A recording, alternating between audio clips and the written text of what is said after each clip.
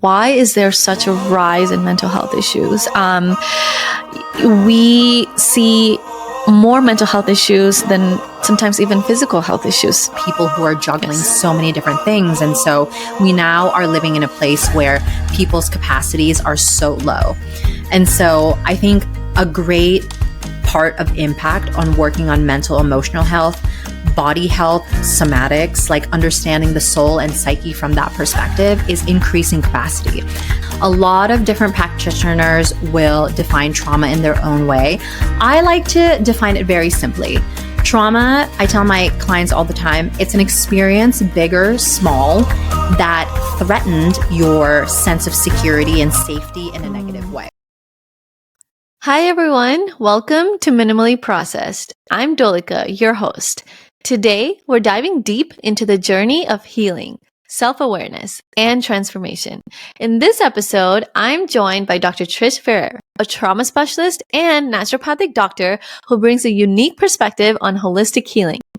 Have you ever wondered how generational trauma shapes our lives, or why our bodies sometimes hold on to pain, even when our minds want to move on? Dr. Trish and I explore the powerful connections between mind, body, and spirit, and why understanding our emotional roots is essential for true well-being. We'll talk about the impact of childhood experiences on adult relationships, the importance of recognizing and managing our triggers, and the role of nervous system regulation versus attunement in emotional healing. Dr. Trish shares her insights on somatic practices, ancestral healing, and the free medicine found in nature. And while I'll be sharing my own experiences on sustaining well-being through life's changes. Whether you're curious about coping mechanisms, holistic health, or practical steps for improving your mental and emotional health, including digital wellness and herbal remedies, this episode is jam-packed with actionable advice and heartfelt conversation. So get comfortable and join us as we uncover the tools and insights you need for your own healing journey. Let's dive in.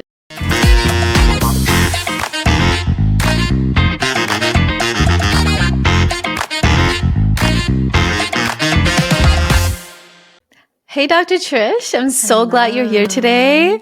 You're such a positive energy. I'm so used to seeing you on Instagram, and I can't wait for the world to see the actual authentic you without like a 1 minute or 90-second limit. without just the Instagram stories, for sure. Yes. So I know about you, but how would you describe yourself as the impactful woman you are to everyone else? Great question. First of all, thank you for having me on the pod. I'm so excited. I always love a good podcasting opportunity where we can just chat. But hi to everyone in the audience. My name is Dr. Trish Ferrer. I am a clinician. I'm a trauma specialist. I'm a mentor in ancestral wisdom, and I'm a space holder specifically for women. A lot of my work surrounds this idea of moving from survivorship to thriving. It's giving the energy of like soul-led life. I have been fascinated by people, human behavior. I love all things related to like feminine dynamics and energy, and all things related to like the cosmic intelligence of the world. And I also love understanding like the interrelational dealings between people. So a lot of my work blends things that are very practical and logical and things that are very magical as well. Yeah, I Does love that work? And yes. I love that. And I feel what you just said is in the most authentic way. And you want to do this the most natural way while you're helping people. And that's what this podcast is all about, trying to keep it as minimal without any external influences or any processing. So let's start with a little bit about, how did you get to where you are? I know you went to ND school. Oh my God. Tell me about what you did before that and what made you get into ND school, and then what made you become the trauma specialist you are today, helping women. Ooh, great question. So I'm going to try to condense the story as much as possible, or else we will be here literally all day. But I feel like But give us all the deets. Like we're here for the deets. We're here for the deets and the energy and the vibes for sure. But I feel like my story to getting where I am today is very similar to a lot of people's stories when it comes to discovering who you actually are away from what everyone tells you to do. And so, for context, I grew up mixed Asian race. I'm also a first generation immigrant. And so, I got to the States when I was 13. So, there was a lot of like assimilation and adaptation that was happening, essentially growing up through my teenage years and young adult years. And so, being a first generation immigrant can be really difficult. And I won't go into that whole journey, but there's this kind of wave of safety and security that you need to meet because you're coming to a new country and there's so many things that like you're learning and relearning and unlearning at the same time, while also like trying to fit in as a woman of color in a very Eurocentric environment. And so, long story short, my parents were always like, go for the safe route in life. Be a doctor, be an engineer. You being Asian, I know you totally resonate with these things, totally. right? Like, go be an engineer, go be a lawyer, like, go be a nurse, right? And that's the thing about Filipinos, It's too. all There's about the this titles. 100%. But it's that safety quality, right? It's like you go to school for X amount of time, you come out, there's a job in place, you make a salary, you have your time off, etc. Like, you're good to go. Everything is really predictable. And so I moved through my teenage years and young adult life with that in mind. Let's just go be a doctor and then all will be well and all will be happy. However, going into the Western medical system wasn't necessarily my dream. That was more about my parents' dream and wanting to acquire that for them. And it was good at first until it wasn't very good. Again, long story short, lots of stress, balancing 3 different jobs, the overwhelming stress and pressure of like trying to get into med school. I actually developed an autoimmune disorder when I was in college. And I was like, okay, there's like, so, all the alarms are going off at this point, and I'm like, something's like gotta give. And I have this very distinct memory of seeing a dermatologist. And I was in her office 20 minutes, 25-minute max. And then I walked out of her office with a $300 bill and a prescription for steroids. And I was like, this is not right. Like, there's something missing here. Like, this doesn't make sense. Even as a as a pre-med student at the time, I was like, something is just not aligning here. Something's just not working. Yeah, it doesn't feel right. And then I essentially went down this whole rabbit hole of like how to heal myself naturally, which is funny because I was already doing that. And it was very like innate and natural to my heritage and my culture and the ways that I was growing up. But again, assimilating into a very westernized and Eurocentric, and capitalistic society really detaches you from things that are very like natural and biological and innate. And so, interestingly enough, I went down this rabbit hole of like how to heal myself naturally from my autoimmune disorder, and everything healed up within 3 months. And I was like, there's something here. And I was so enlivened by that experience and so awakened by that experience that I literally started looking up schools for like natural medicine, natural healing. Did not know that naturopathic medicine was a thing. I had no idea. I mean, I had heard of like holistic doctors before, but my understanding of that was that, okay, these are like medical doctors who practice holistically, which they do exist, by the way. But I had no idea that naturopathic doctors existed. So anyway, go further into the spiral of looking up the medicine, and I am just like in love. I fall in love. I look up all these things, watch these things on YouTube, do my research, get in touch with a couple of NDs, and I'm just like in love. I'm like, it's that feeling of like finding your people. You walk into a room and you're just like, I belong here. Yes. That is that feeling. Totally. I felt so free. I felt like I could fly. And what I actually did at that point was I applied to naturopathic school. And I remember sitting at the bottom flight of stairs in my apartment in Ventura County where I was in college. And I was holding 2 of my acceptance letters to go to either DO school or naturopathic school. And I was like bawling because I did not know what to do. It's like this one thing that you've known for so long, that you've like worked your ass off for so many years, like 7, 8 years. Like, it's literally here. Like, should I do it or not? Or completely start over in this unfamiliar, uncertain things, this kind of like grassroots movement kind of situation. Like, what do I do? Long story short, inevitably, I had to like go with what was making my heart sing. And I chose to go to naturopathic school. It was really difficult at first in terms of like getting support from my family Mm-hmm. because of the uncertainty. However, over time, they saw how happy I was. Um, and then, things in naturopathic school were amazing. And because of my autoimmune disorder, I was like, oh, clearly I'm going to go into skin. I'm going to go into skin, hormones, Mm. and gut because that was like the thing that I knew, right? That was like based off of my personal experience. But once I got into my clinical years, I was on this rotation for mental health. And funnily enough, I didn't necessarily see this happening. It was just kind of like I really wanted to work and mentor with this specific resident physician because I absolutely adored her. And like everything that she was, I wanted to emulate. And so I was like, I need to get on Mm. her shift.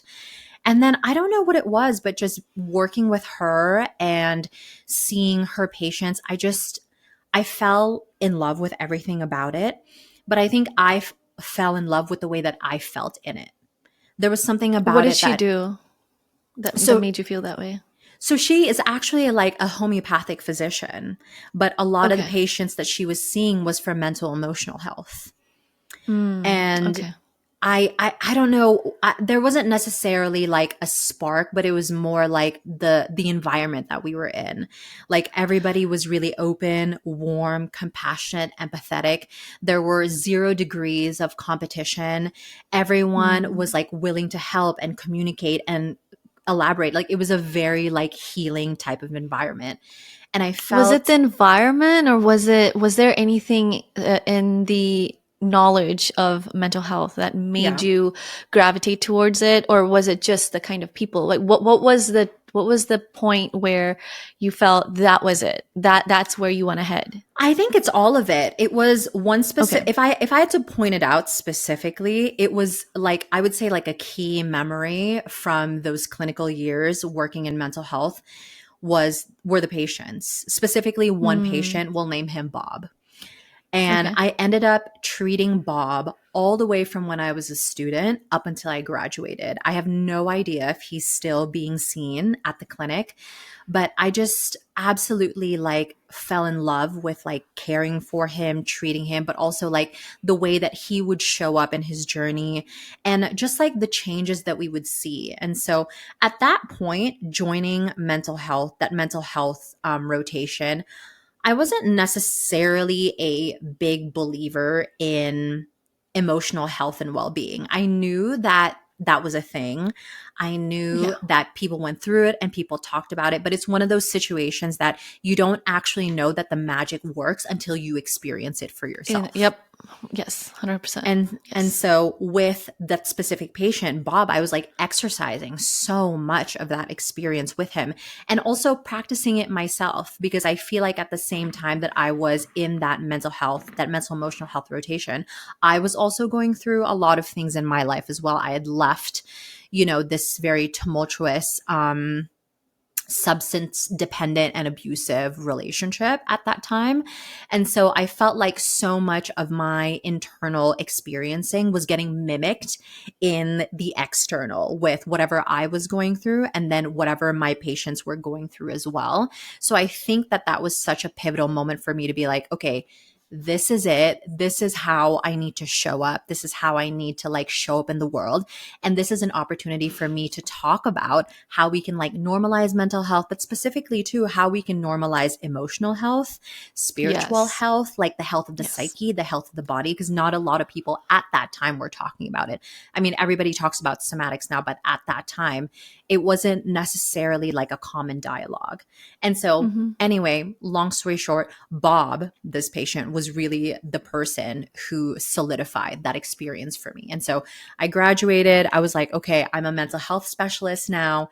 And then 4 years later, here we are on a podcast with you. Wow, what a journey. I mean, Mm-hmm. it like you said, right? until you go through it and until you Yeah. experience it, you won't feel it. You won't actually understand what kind of impact there is. Yeah. And I totally relate to it because you know what I'm going through myself. And Mm-hmm. as I'm doing more and more research, I look back into my journey, and there were times where I had heard about mental health. I had heard about natural ways of healing and other modalities, but I never took it seriously because I was like, I'm fine. I don't need to worry about it at this point in my life. Of course. Yeah. But I feel like there's always going to be a point in life where it's going to be a full circle moment where, hey, I should have done Always. this then. I should have gave attention then. Yep.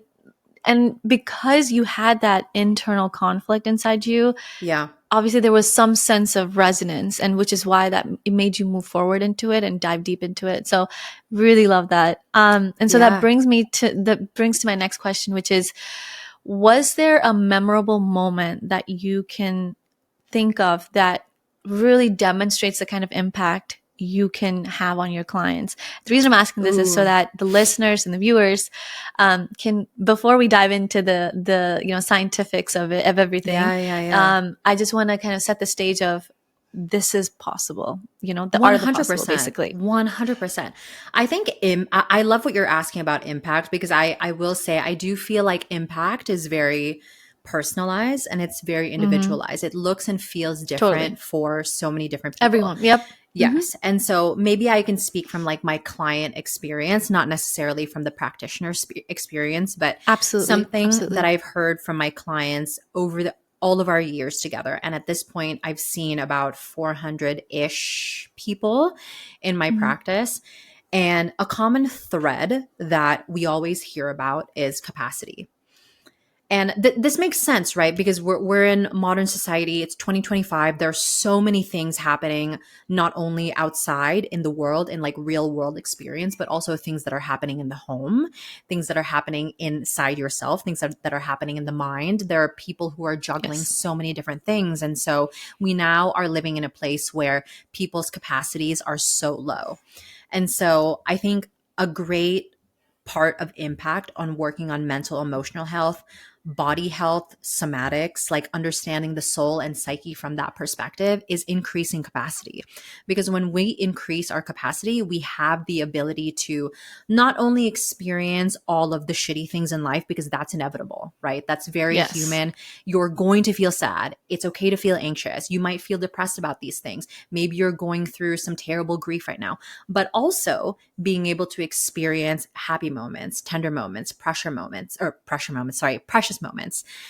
And so I think capacity is kind of the greatest impact. Like increasing our capacity is probably going to be the greatest impact when we go into that journey of like discovering who we are in the mental, emotional health kind of way. Yeah. Does that make totally sense? It makes total sense. And you're absolutely right. We go through so many emotions throughout the day. Every day is So not the much. same. No. And I feel like, I see all these gurus and the most composed people on the internet. And there will be a day where they also come off and say, hey, today was not a great day. Regardless of them being a pro at handling these emotions, Oh yeah. they're also going to be in a situation where it's like the threshold is so high, and it's just they have to burst, like 100%. And so I think it's definitely inevitable, and it's all about how do you handle it and how do you come out of it and come back to the present, especially because as they always say, right, present is where the happiness is. And so 100%. how do you return to it? And so now let's talk a little bit about mental health. Let's go back a little bit and talk about why is there such a rise in mental health issues?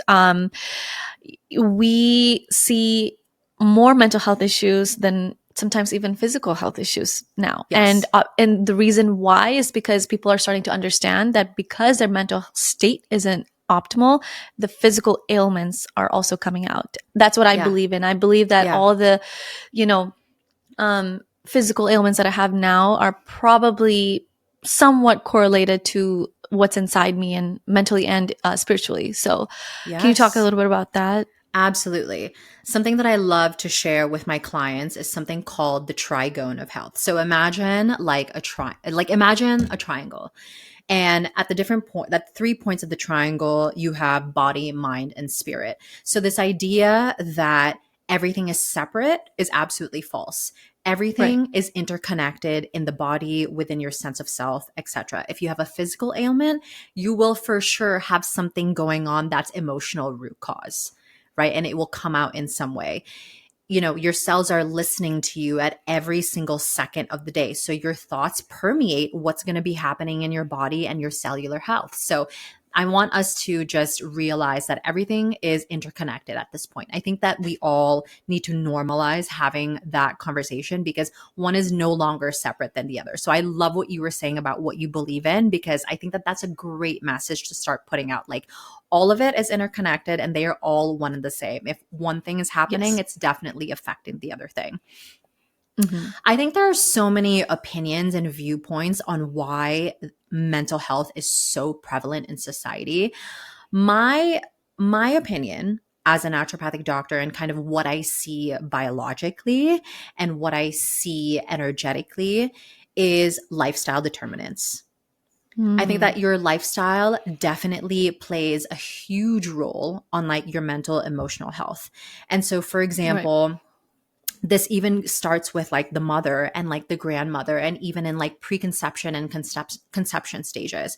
So say pregnant moms, like, you have to take care of yourself, right? You have to make sure that your nutritional load is optimal. That way, whatever passes to the baby, like developmentally, like the baby will be able to develop well. And so that's kind of like my one theory regarding like mental health disorders. Mm. And what we're seeing in modern society is that people are not well lifestyle wise. There's a lot of shitty processed foods that are happening. People's energies aren't well. People are in toxic and abusive relationships. Sleep, not a priority, because we're trying to work our asses off to try to survive in society. And so I do feel that lifestyle determinants are definitely affecting the population when it comes to mental emotional healthcare disorders. Um, and then I would say like a modern take also, which is something that increases mental health disorders, is our social media abuse. Mm-hmm. I feel like, Totally. yes, so many of us do not mindfully consume media. And so we're Yes. taking on a lot of information that our brains Yes. are literally not designed to take in. There's And information so overload everywhere. everywhere. Yeah. And so when people talk about like, okay, well, I want to, better my lifestyle because I know that's going to make me feel good internally, mentally, emotionally, we also have to talk about social media and like the consumption of the news and politics and religion and all Right. of that stuff, right? So that's another take that I have of it. And then I would say a factor that I see specifically in my practice with the women that I work with for mental and emotional health issues is generational trauma. And the Mm. fact that the generational trauma that's happening inside of the lineage does not get acknowledged. And so there comes a point, like we even said earlier, that the straw breaks, right? And then Yes. you become the cycle breaker. You become the person who is tasked with closing the karmic cycle. And so then everything comes out at that point. So you carry the load of the family. So those are kind of Mm-hmm. like my personal opinions and perspectives of like what I see on my end. Wow. I know that's kind of a lot, but if we have questions to Yeah. clarify. We have a lot of questions. Mm-hmm. And this is good because, I did actually want to talk to you about what happens to a child, and why, childhood trauma why is it even a thing, right? And so let's start with specifics on each. So you Yeah. started with what happens during pregnancy, and whatever the mother does kind of does pass on to the child. And then we Yeah. talked Yeah. about social media, and then we talked about generational trauma. So let's kind of Yes. start with one. So generational trauma. Let's start with that, because that and I Great. feel like pregnancy kind of tie together. So Absolutely. what do you think, potential, well, not just potential, but based on, your work with your clients, what have you seen to be the common issue that pregnant mothers do Hmm. that passes on to their next generation? Or even just, is it just household trauma, or is it Yeah. like, what Yeah. is it? What do you see to be like a common thread Common among thread. most of your clients? Yeah. Well, let me just start by saying context that generational trauma is absolutely 100% real. I know that there Mm. are topics of discussion about it right now that are getting popularized, if it's like real or not, how does it work, etc. And so a great example that I want to highlight about how generational trauma is real is epigenetics. And so if anyone listening has never heard of epigenetics before, epigenetics is basically the concept of how the genetics that you're born with gets influenced by the environment that you're in. Right. Okay. So epigenetics, your genetics getting informed and influenced by the environment that you're in. Makes Can you sense, also right? define trauma? Yes, it makes total sense. But I also want to define the word trauma too, because that can be used Absolutely. in various ways. So when Yes. we're I love combining that. generational epigenetics with trauma, can you define both? Yes. And then just so that we're Absolutely. level setting for our audience. Absolutely. We will go into it and I will connect the dots for you. So, yeah, generational trauma definitely very real and we can see this through epigenetics. So, as an Okay. example, I'll give to your audience so they can kind of like correlate it a little bit. So, say let's talk about like maybe some of the biggest like worldly events that have happened. So let's consider like Revolutionary War, the Civil War, different like founders associations that have happened, for example, or even like Mm, prisoners of war, right? When you think mm, about prisoners of war and that history that have happened between men, women, and families, there have been so much how do I'm trying to think of a word politely to use it. There's just been so much struggle and so much fight. So for example, like I'll use just like the prisoner of war as an example. Prisoners of war at the time, they were housed essentially in a space that was as big as a grave, right? As mm. big as a grave. Wow. And if you look at the lineage of people who have ancestry in prisoners of war, like their whomever great grandfathers, grandmothers, whatever, were all prisoners of war of blank. You can actually see certain like karmic ties, like poverty, abuse, Wow. abandonment, all throughout the different lineages and present generationally. And so I don't think that that's necessarily a coincidence. I do think Yeah. that that's a real thing because it's like that it happened to this family and then that story gets passed down and that story gets passed down and that story gets passed down. It's very similar to this idea of, say, if you grew up having a single mother and your grandmother was also a single mother, there's a possibility that you are going to also be a single mother, right?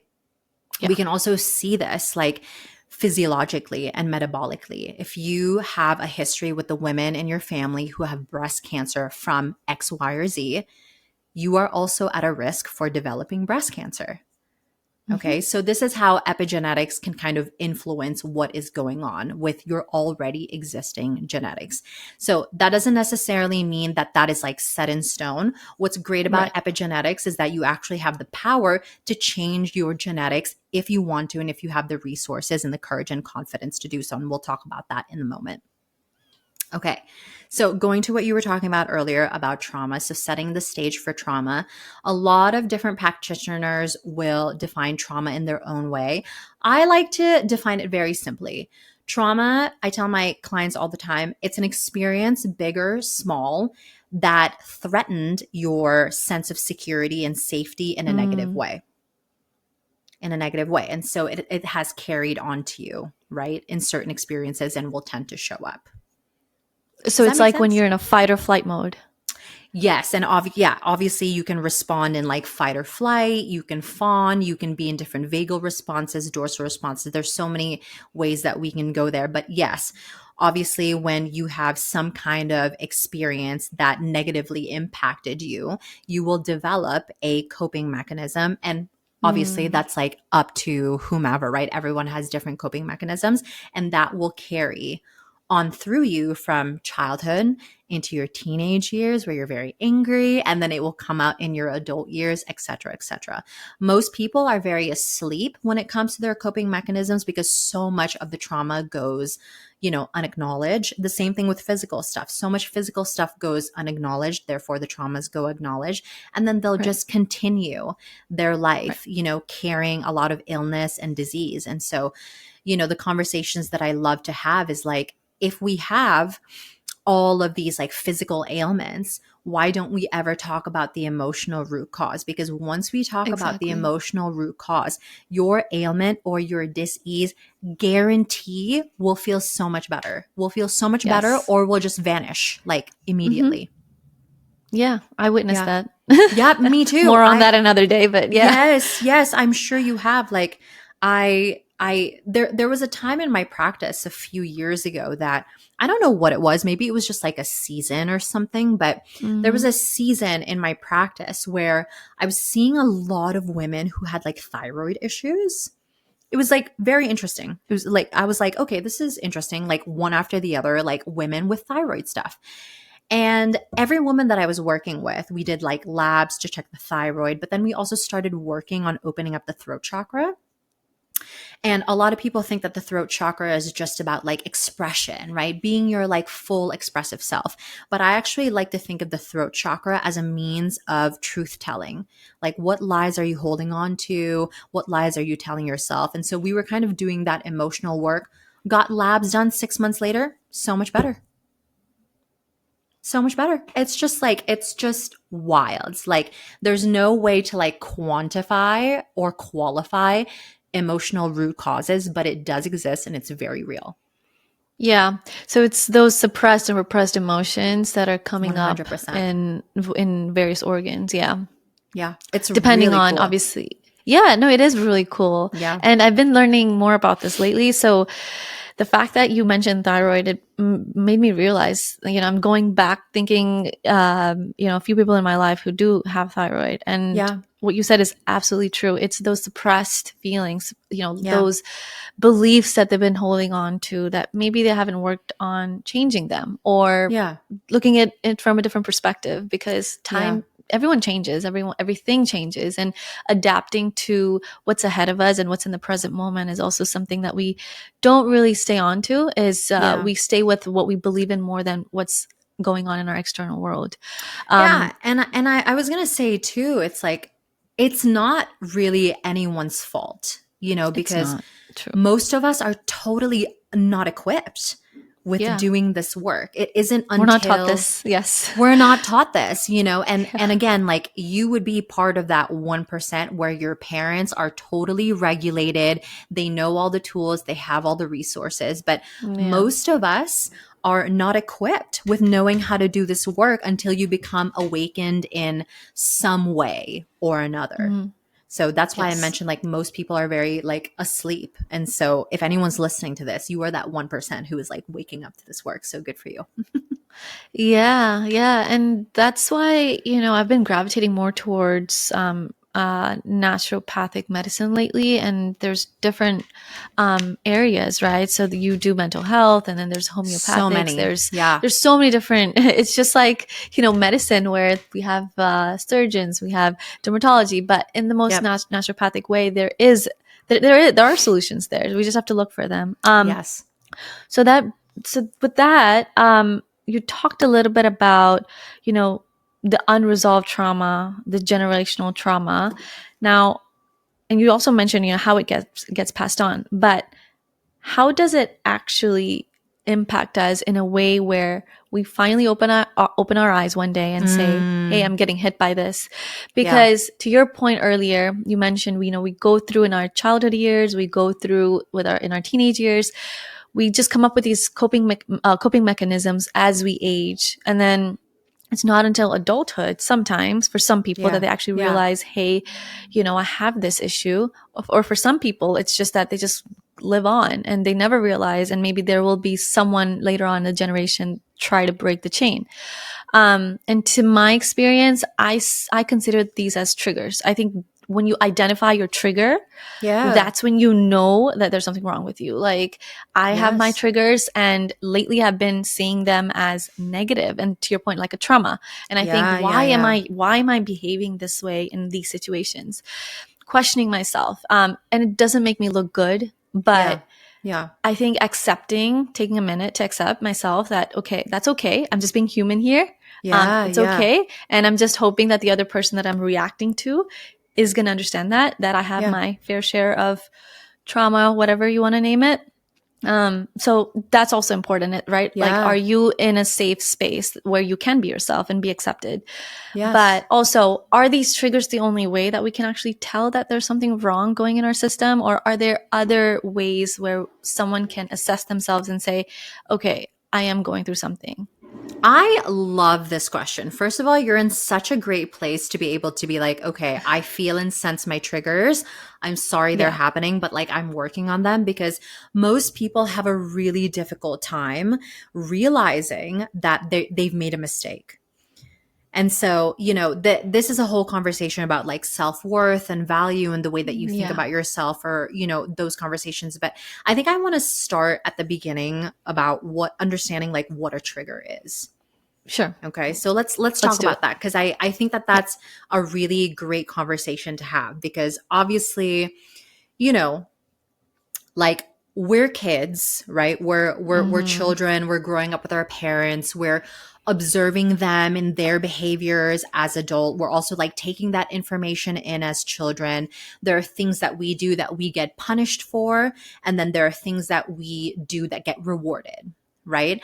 And as Mm. children, when we're kind of having this transaction and this back and forth with our parents, that's how we learn how to cope. And that's how we develop all of our behavioral patterns. And we're like, okay, when I do this, this is what's going to happen. Therefore, it's good. Oh, but if I do this and then this happens, then that's bad. Right. So we can see Mm. how as children, we begin to develop all of those coping mechanisms, etc. Teenage years, all the hormones are happening. Things get suppressed. You're trying to like conceptualize and express yourself. And then you are now in adulthood. Right. And Yeah. ideally in adulthood, right, your brain matures, and hopefully you are in situations, perhaps you're in relationships where things tend to come up. And I love relationships just for the fact that being in a relationship is going to be your like accelerated course to Like your romantic healing journey. relationships, Or even friendships, even friendships. but Okay. I would definitely say, of course, like romantic relationships are definitely going to do that for you. Okay. I was going to say there are no other relationships like the relationship with your family and the relationship that you have with a partner or a loved one that's really going to trigger you to figure out what the hell Right. is going on with you. Yeah. Um, Yeah. I saw a post recently. Sorry, I just want to say this one no, thing. I please. Yeah, saw a yeah, go post ahead. recently. I can't remember where I saw this, but it was along the lines of your partner sees more than your Yep. parents did, your brothers did, your sisters did, your grandparents did, Yep. because you're being the role that you play with them. So if I'm a 100%. daughter, I'm gonna be like a daughter with my parents, Yes. and Yes. in front of my siblings, I'm going to be that way. I don't have siblings, but just saying.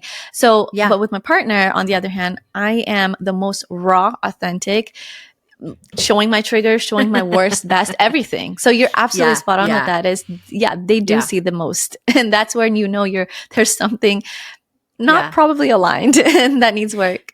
Yes, yes. And I was going to say too, a lot of people will think of triggers as a bad thing. And something that I like to do with my clients is I want to get away from this idea that things are like good and bad. Why don't we just Yeah, work on relating to it in a different way?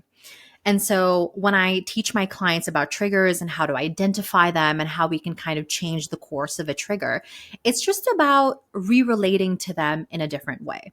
Because yeah, at the end of the day, when we think about a trigger is just a stimulus, right? Like mm, you get triggered and then your brain releases this cascade of hormones and chemicals, and then you start feeling hot, you start feeling sweaty, maybe you stutter, maybe you shut down, like, right? Like if you think about it mm, really like objectively, your trigger is just a stimulus. And so if we're going off of this idea that, okay, my trigger is just a stimulus, it's not necessarily about me, it's more about my body coping with a previous memory of that stimulus. Is that making sense? Interesting. Is It's that making making sense, but Okay. can you give me an example with actual Yes. emotions so that we can better Yes. understand it?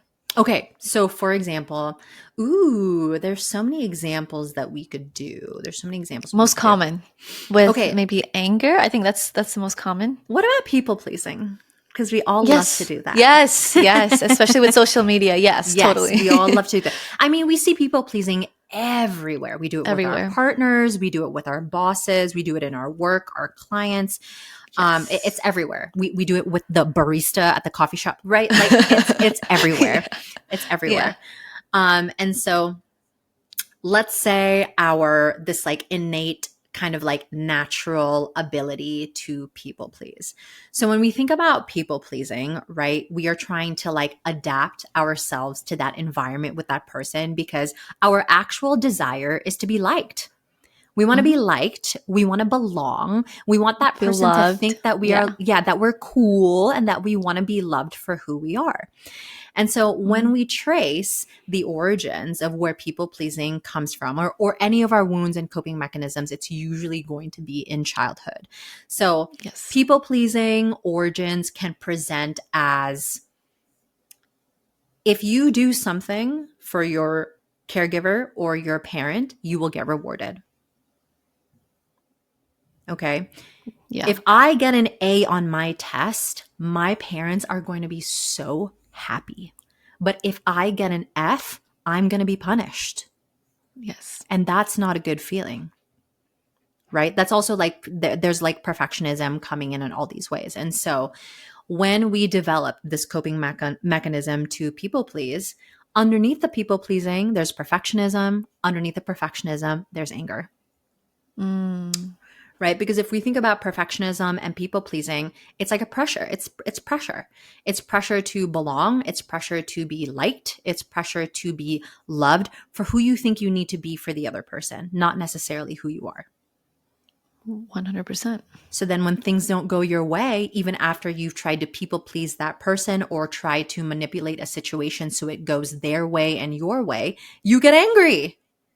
And you're like, that did not work. That did not work.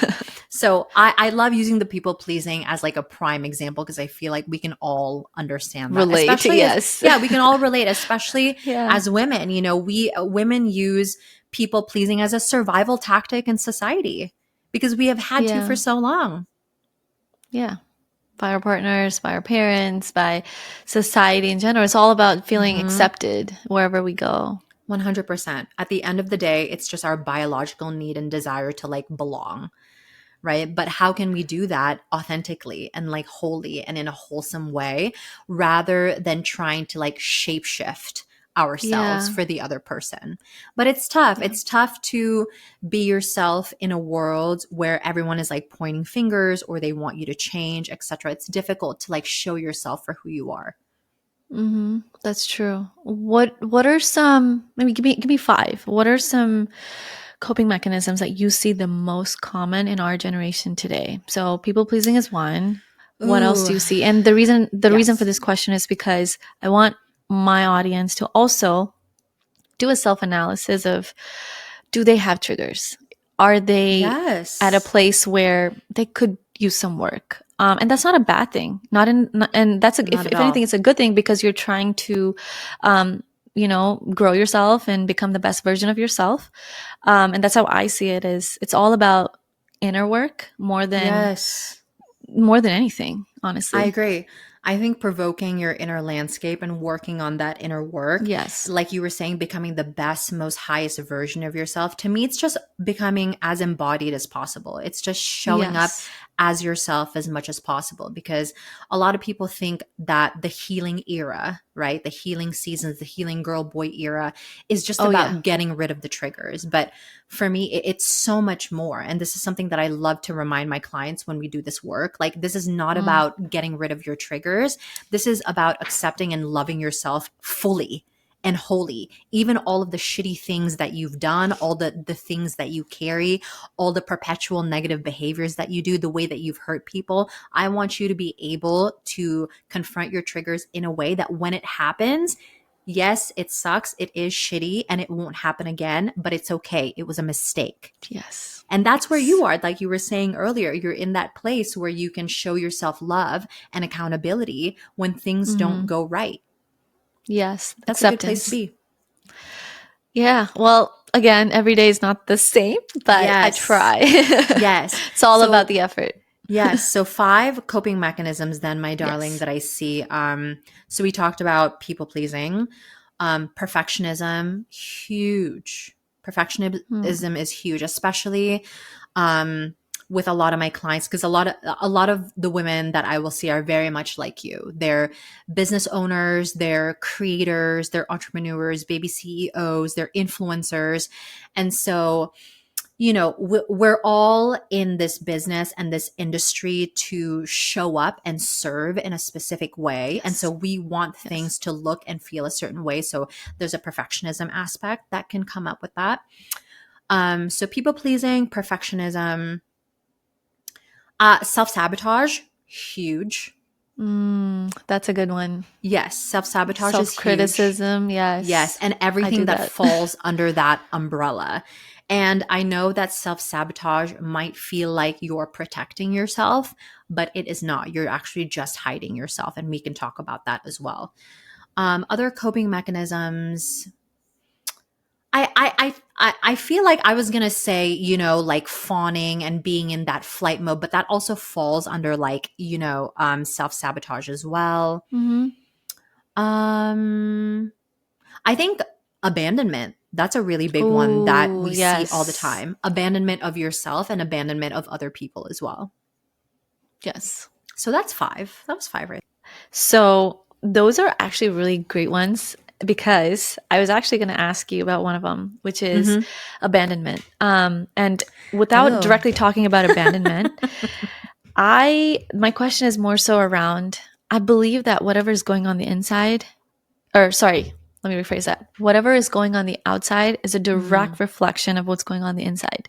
So if your external world is in turmoil, or if there are people constantly betraying you or lying to you or leaving you, abandoning you, or walking all over you, you know, whatever those, you know, synonymous words are, or just even making you feel like you're taken for granted, and several other emotions, even situations, those are nothing but you have more work to do inside of you.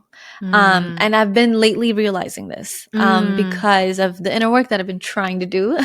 But for most people, they don't realize that that's true. They just think that they're doing everything right, and it's the other person. Yes. And lately I've been learning that we must not put people on the pedestal. We must not point fingers saying they're wrong, I'm right. Because majority of the times, even if it's like a very small thing, there is something that we did to let them do that. So we gave them the chance to treat us in a bad way, and you know, and we allowed them to walk over us. We did something, and it obviously won't just happen overnight, right? It would have been small pieces that, like a snowball effect. Like they did one thing today, you were okay with it, or maybe you were in the honeymoon phase and you didn't even realize it. And then next thing happens, and the next thing happens, and before you know it, a few years down the lane, you're just in a mess, and you don't even know how this happened and where and how you even got here, right? So the external reality definitely has a huge impact. And so what do you think? So what do you think is the inner world or inner work that we have to do? I know you talk a lot about inner child healing, being regulated. And earlier you also mentioned the healing era. So what is it that people need to do today to keep themselves regulated and stay regulated? This is a great question, because I've actually been talking about like anti-nervous regulation, nervous system regulation. Yes. You talk about this with, what is it? With attunement. Attunement. Yes. So I think this is a great segue to talk about it. Yes. Obviously it's 2025. mental, emotional health, somatics. This has all become like popularized as part of like normal conversation now. People are really curious about it. People are wanting to Yeah. like dive into this work. And listen, as a provider and practitioner myself, I'm like, hell yes. Like, let's get like this information and this education out there because it is Yeah. good stuff. Like, we've been talking about this for so long. So it's so cool to see that there's like huge interest in it. And I think that's really wonderful. But I want to Yeah. start about like the topic of nervous system regulation and like trauma management from that perspective. So Sure. trauma nervous, I can't even speak English. Nervous system regulation and trauma management Yeah. was basically born out of westernized therapy. Okay. Right. And I'm not going to put a blanket statement on it, but like basically overarching theme about nervous system regulation is you have this problem. Here's a solution so you don't have to experience this problem anymore.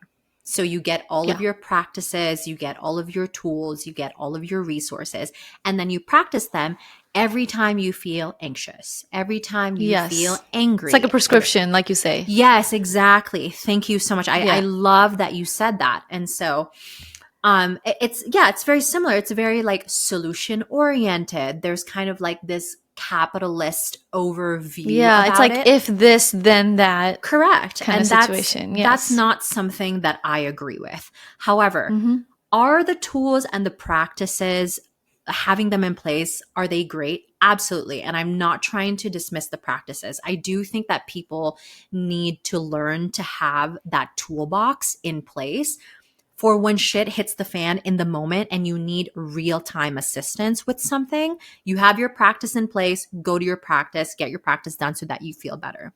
However, Yeah. to me, if we're looking at it from this objective point of view, it's giving band-aid vibes, Of course. I was just about to right? say it's Yeah. not like you can't just throw on everything under the carpet and hide it. 100%. It's like, okay, this experience made you feel anxious. You did your practice. You no longer feel anxious. But there's inevitably going to be another situation or another time or another person that may make you feel anxious. So then what do? Do you just keep practicing this practice until you no Right. longer feel anxious? To me, that's not a sustainable practice for healing. And that's a common complaint that I hear with clients all the time. I've been doing whatever for so long and it's not worked. It doesn't Yeah. work. It's not And sustainable. Yeah. it's not sustainable. And so I've been thinking so much lately, like, okay, if people are looking for long-term sustainable healing where they feel like they can experience their anxiety, their depression, their grief, their panic, their whatever, and also again having an experience of like joy, happiness, tenderness, preciousness, etc., we need to be practicing more attunement. And long story short, attunement is just our ability to tune into the body. Hot word for it, buzzword for it is somatics, right? Mm. And so What is when we somatics so for those somatics that don't know? Yes. So somatics is kind of like the newest, hottest, buzzworthy thing in like the psychotherapy world. And it's basically getting in tune with your body, allowing like the intelligence of your body to come up, you listening to your body, and then going from there. Because so many of us, again, have been on autopilot in Oh society yeah. that we are completely detached from the intelligence of our Mm-hmm. body. And again, Yes. when we think about like trauma, right, and generational trauma and how things can get passed down lineage wise, epigenetics wise, and cellularly, all the memories are in the body. They live in Mm-hmm. the body. And so when we open ourselves to attunement and actually allowing ourselves to sit with the experience of feeling anxious or sit with the experience of feeling depressed or that grief that we're going through, we feel a lot better in the long run. But in that moment, it can feel so uncomfortable. I was going to Like say, this is difficult I'm work. just, yeah, like I'm just Yeah. thinking to myself, sit with my anxiety. Like I know. that's like a nightmare. So It's how tough. does it work? You know, what give me without giving me too much. I know that that's special to what you practice, but what just for those that may not have access to this, right? Of To this stuff. course. I got What are you. some things they can do to feel attuned? I got you guys. Trust me, I have so much to give for free. Like, take all of this information and do what you will with Yeah. it. If I was introducing the idea of attunement to someone with their nervous system regulation practices, and they kind of like know this world, they like understand this world. Yeah. The Yeah. first thing that I would introduce them to is acknowledgement. Okay. Okay. And let me just say Of the that emotions, acknowledgement of the emotions. no, more actually about how you feel and what you're experiencing. Oh, Yes, and we'll do like a little demo. We'll do a little demo okay. so your listeners can get like an idea. But I Okay. think what I wanted to say about acknowledgement is that without acknowledgement, nothing heals. Mm. Okay? So for example, say for example you and I get into an argument. Okay. We get into an argument, it's explosive, it doesn't go well, we don't speak to each other for a month, and then I run into you at the grocery store. And I don't even mention this explosive fight that we had. It does not feel good. It does not feel good to like run into me at the store. Yeah. We've had this awful fight that we've like never spoken about. And then I act like it's just like a regular day. Right. Mm. But what if we had an experience where I run into you at the grocery store 1 month later and I'm like, hey, I'm so sorry about this fight that we had. Like, I felt really awful about it. I've been thinking about you. I'm so sorry. Can we start over? Mm. Right? In a Nothing perfect world. heals. Yes, nothing heals without acknowledgement. And so I want to like bring that to the surface. I see what you're saying now. Okay. Yeah, Okay. I So wanna- accepting or whatever it is that we felt with the other person, being honest with ourselves and to the other Yes. person if we're Yes. dealing with it in a more situation where we're confronting another person. Yes, and say if you're doing it for yourself. And I'll speak Yes. actually to an example that I was going through today. Okay. So I was, I woke up and I was feeling really like frustrated and annoyed about a couple of things. And so I took some solo time to myself this morning and I just acknowledged how I felt. I basically just took some time to self-soothe and I was like, okay, I'm feeling really frustrated and annoyed right now. This is why I feel frustrated, annoyed, X, Y, and Z. It's okay. It already happened, but I'm here now. Okay, this is what self-acknowledgement and self-validation looks like and feels like. Is you just acknowledging how you feel, why is it that you feel that way, and validating the fact that you will be okay because it already happened. Like, it's already in the past, it already happened. Like, you're okay. I'm okay. Does that make sense? Interesting. That makes perfect sense. Yes. So I would say that the first thing that I would introduce to anyone wanting to come into this work is really practicing that acknowledgement. Because when you, like, over time, as we continue to practice that self-validation, that self-acknowledgement, we actually intrinsically just naturally build that self-love and that trust and that courage. And we need that self-love, that self-trust, and that self-courage specifically to go deeper and deeper into the healing journey. Because without this ability to like take a step in, we're going to continuously get stuck. We're going to always feel like nothing's working for us because we need to have that consistency, which is why the healing journey is a continuous practice. Continuous practice. Take it from me as someone who's been in this industry for over a decade, almost a decade actually at this point. Like, I still go through a lot of this stuff and I continuously have to drop into like all of my practices, acknowledge myself, etc. And so I would say acknowledgement is going to be the first step. Practice that every day. And if it can even be as simple as you've had such a long day and you don't have the energy to cook and you're just like annoyed that no one's going to cook for you. Like, this is just whatever, a real world example. Yeah, like you can acknowledge that, right? Like, wow, I am feeling really pissed off that there's no one here to take care of me right now. But you know what? Like, that's okay. Like, this is how it is right now and like that's okay. So some examples to like help everyone. Yeah. Okay. Now, in the modern world, Dr. Trish, there are moments where we quickly,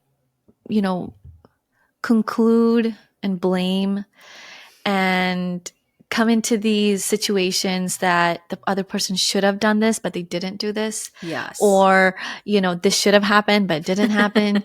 And to sit with those emotions that, okay, the other person should have done it, but It's that's okay. tough. They didn't, Yes. and especially this happens more in relationships, and which is why I Yes. think we see people going from one relationship to another, is because there is no line of communication. There's no open line of communication. I know this is another topic, but the reason I bring this up is because majority of the self-sabotage and all the issues that we see nowadays in our current generation are mostly because we cannot work together. Like, we cannot talk to people. Absolutely. We cannot communicate. We are just holding our emotions. And I think it's everywhere, not just romantic relationships, but also workplace, like you said, and other relationships in general, friendships, is that we are running quickly to blame others. So if I were to apply attunement, let's say that I was expecting something to be done today by my partner, for example, but it didn't happen.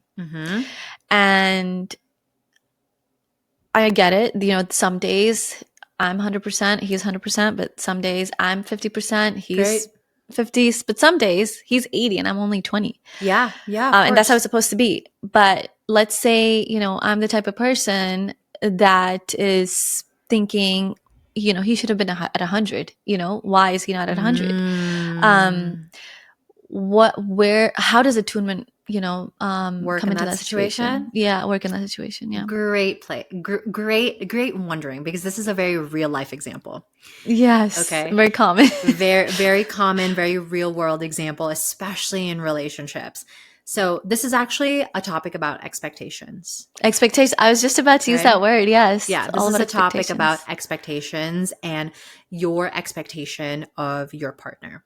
Okay. Yes. And so a note that I want to make about expectations that I actually wrote on my Instagram story this morning is that it's okay to have them. Everybody has them. Like, I do not care how Buddha-like, how Christ-like you are. Everyone has expectations. That's a very human thing. That's a very complex brain kind of situation. So we all have them. Yeah. The thing that I want all of us to remember about expectations is that if we live by an expectation, we are going to die by them. Okay. I know that's a bold statement to make, but it's this idea of, if you have all of your expectations set in place and they are not flexible, you will be disappointed. Like, it's a guarantee that you will be disappointed, right? So then now this becomes a conversation about the flexibility that you have in your nervous system. Okay. Because this is another topic that I talk about when it comes to nervous system management and trauma regulation, is flexibility. Like, resilience is part of it. Everybody talks about resilience, but I actually prefer talking about flexibility, because again, it's about our capacity. It's about the way that we can allow multiple things to happen without popping off, essentially. Yeah. Right? Because this is not something that just came up because, it's not the relationship problem. It's the inside of you that's been going through this maybe for generations or childhood or whatever. Yes. And there's a tolerance to it, right? And so how can we be flexible with our expectations of other people, expectations of ourselves, but also how can we build that window of tolerance so that we can be flexible when things don't go our way? The capacity that you talk about. Correct. 100%. So you can see how all of it is flowing with each other. So in this situation, if you are at a 20% and your partner is at an 80%, and then your partner does not deliver on something, me as the practitioner, like the overviewer, the zoomer outer in this situation, would say, first and foremost, did you express your need to your partner? Exactly. It's the hidden, the spirits talking here. Yes. Because that's the thing, right? Obviously, our partners love us. We love our partners. We're in an intimate relationship with them. we want them to know what needs to be done, and we think that they know, but girl, they do not know. They don't know, and you don't know. So unless you express a specific need and a desire, that is how your expectation will be met. So for example, if you're at a 20% and you have not told your partner that you are at 20% and you really need your partner to make dinner because you cannot do it, they don't know that. And then you've Right. exploded on them and they're like, I'm so confused. How did this happen? Right.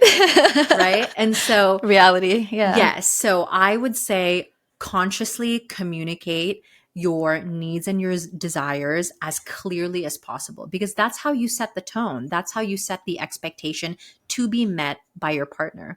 And then that's how you close that cycle of, oh, my partner doesn't care about me. They don't love me. I'm always the one who's doing stuff, etc., etc. Right? So like that's how we close the gap. We set the tone, set the expectation for the expectation to be met. And that's Wow. that's no one else's responsibility besides yours. That's not your partner's responsibility. Yeah. That's yours. If you want your partner to be someone who brings home fresh flowers every week, but they don't know how to do that because maybe they didn't grow up seeing that. They just don't know that. It's up to you to teach your partner to do that, because that is meeting your expectation of being loved and cared for. So again, taking that accountability and responsibility for like teaching and learning and coming from a place of love, obviously, you know, not from a place of you need to do this for me. Of course, but from a place of, you know, this is how I feel loved and seen and supported.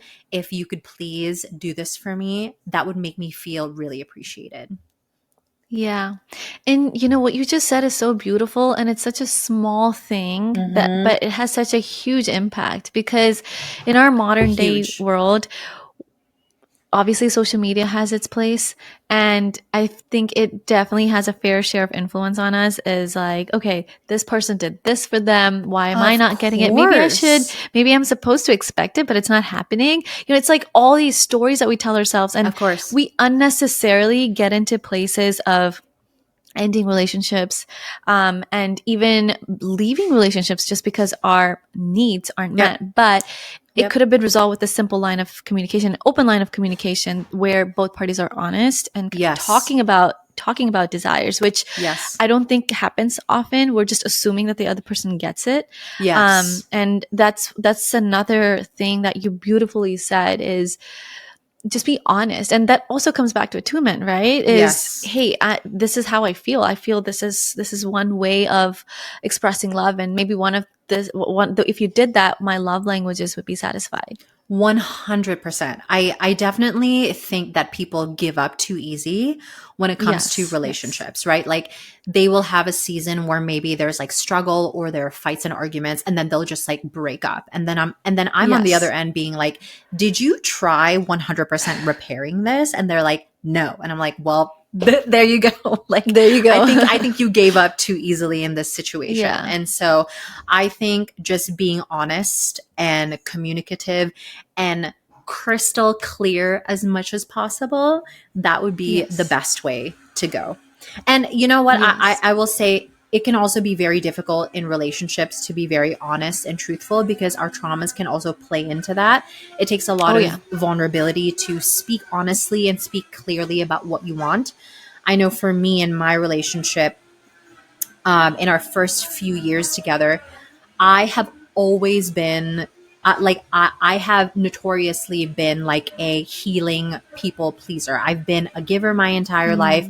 I've been the person who's adapted and shapeshifted my whole life. And so I had a really difficult time expressing like what it is that I want and what I need, how I need to be loved. And funny enough, when my partner during those years would like express something, or like, you know, I remember he would gift me these like elaborate bouquets, and it would make me feel so uncomfortable.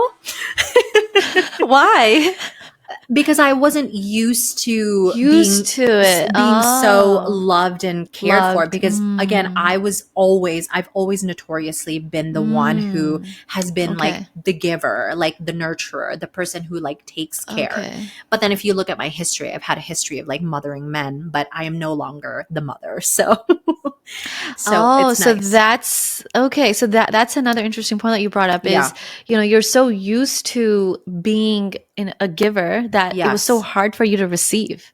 Correct. And that goes into like the energy work of the masculine and feminine, which Yeah. I don't know if we'll go into today, but Yeah. there's also like a trauma perspective from the energy Mm. imbalances in life and how you cope, because most women in modern society, again, we live in 2025 in a capitalist society. There are so many Oh things yeah. that women do and need to do and have to do to survive in society, that so many women have become masculinized. And so you can now see this movement of women trying to like embody their like feminine era, right? We're seeing so much of that Yeah. online, which is like really beautiful, because we've pivoted so much one way that we're trying to like Yes. return to the other. We're trying to receive now as women. Right.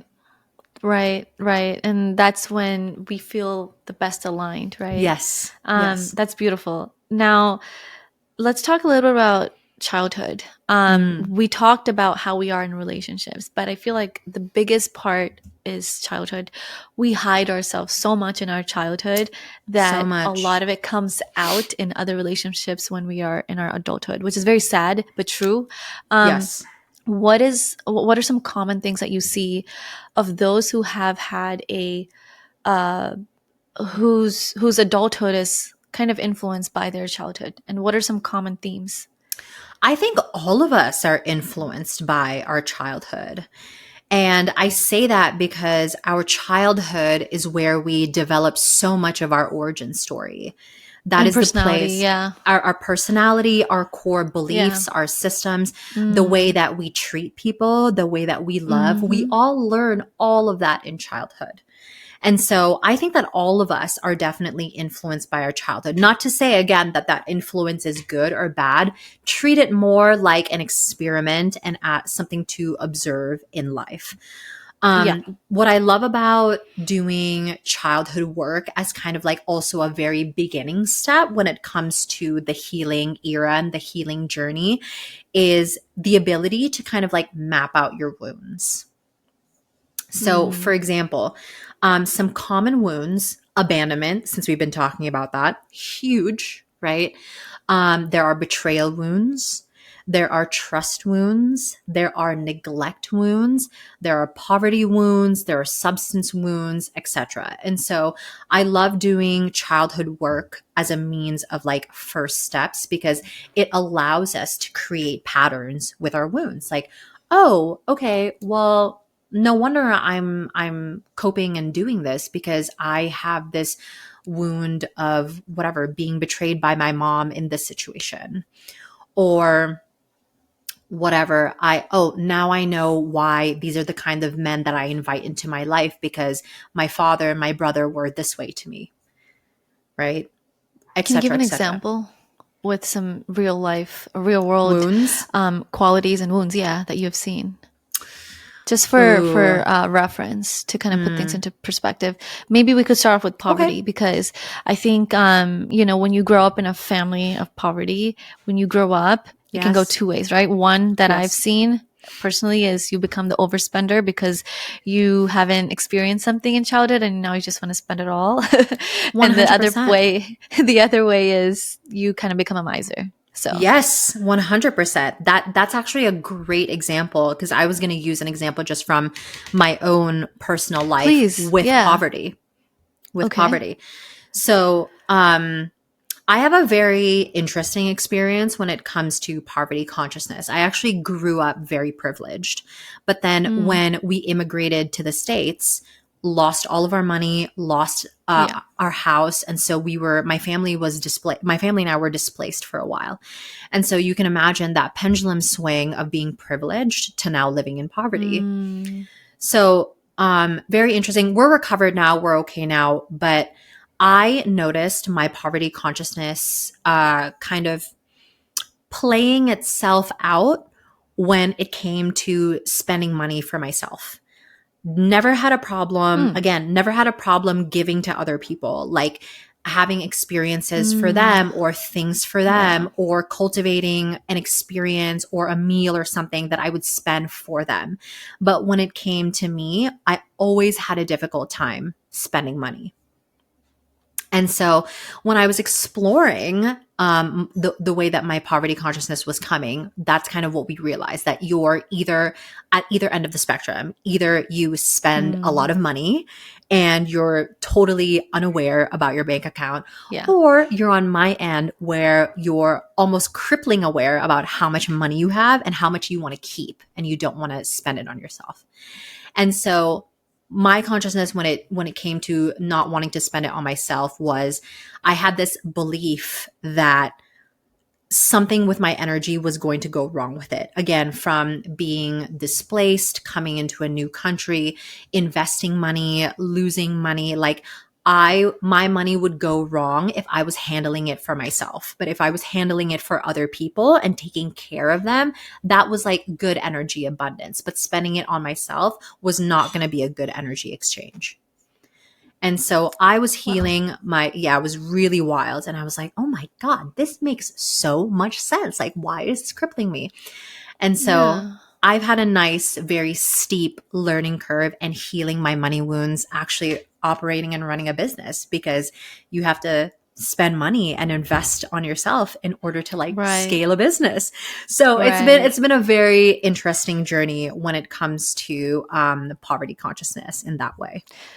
Yeah. No, I love how you said that. And the fact that you were able to discover that is the most fascinating part, right? That, hey, I have this wound and it came from my childhood because I experienced this. Yes. Wow.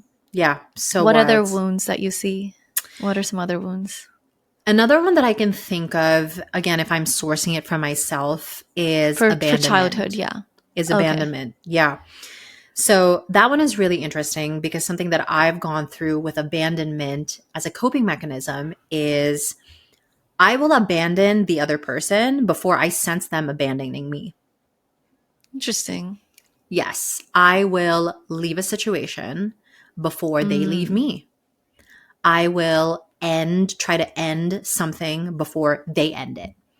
Because I want the upper hand on like reclaiming this like sense of power from the fact that I did not get abandoned. I abandoned you first. Why is that?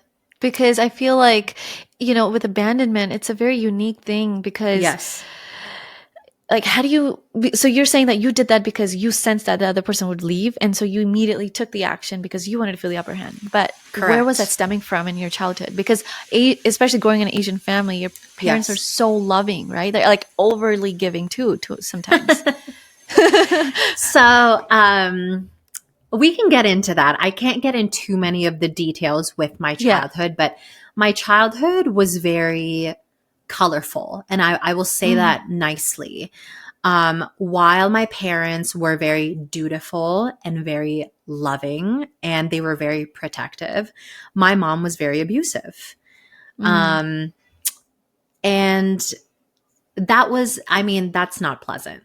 That's not pleasant. Yeah. And that's probably all I will say about that. There was a lot of abuse growing up from my mom, and I've always been a free spirit, and my mom has always been very controlling. And so I've kind of hypothesized, and again, with conversations with my mom over the years, because again, we're in a good, healthy place now, but healing with her over the years and kind of figuring things out. Like, my mom is the oldest out of all of her siblings. She's had a lot of responsibilities.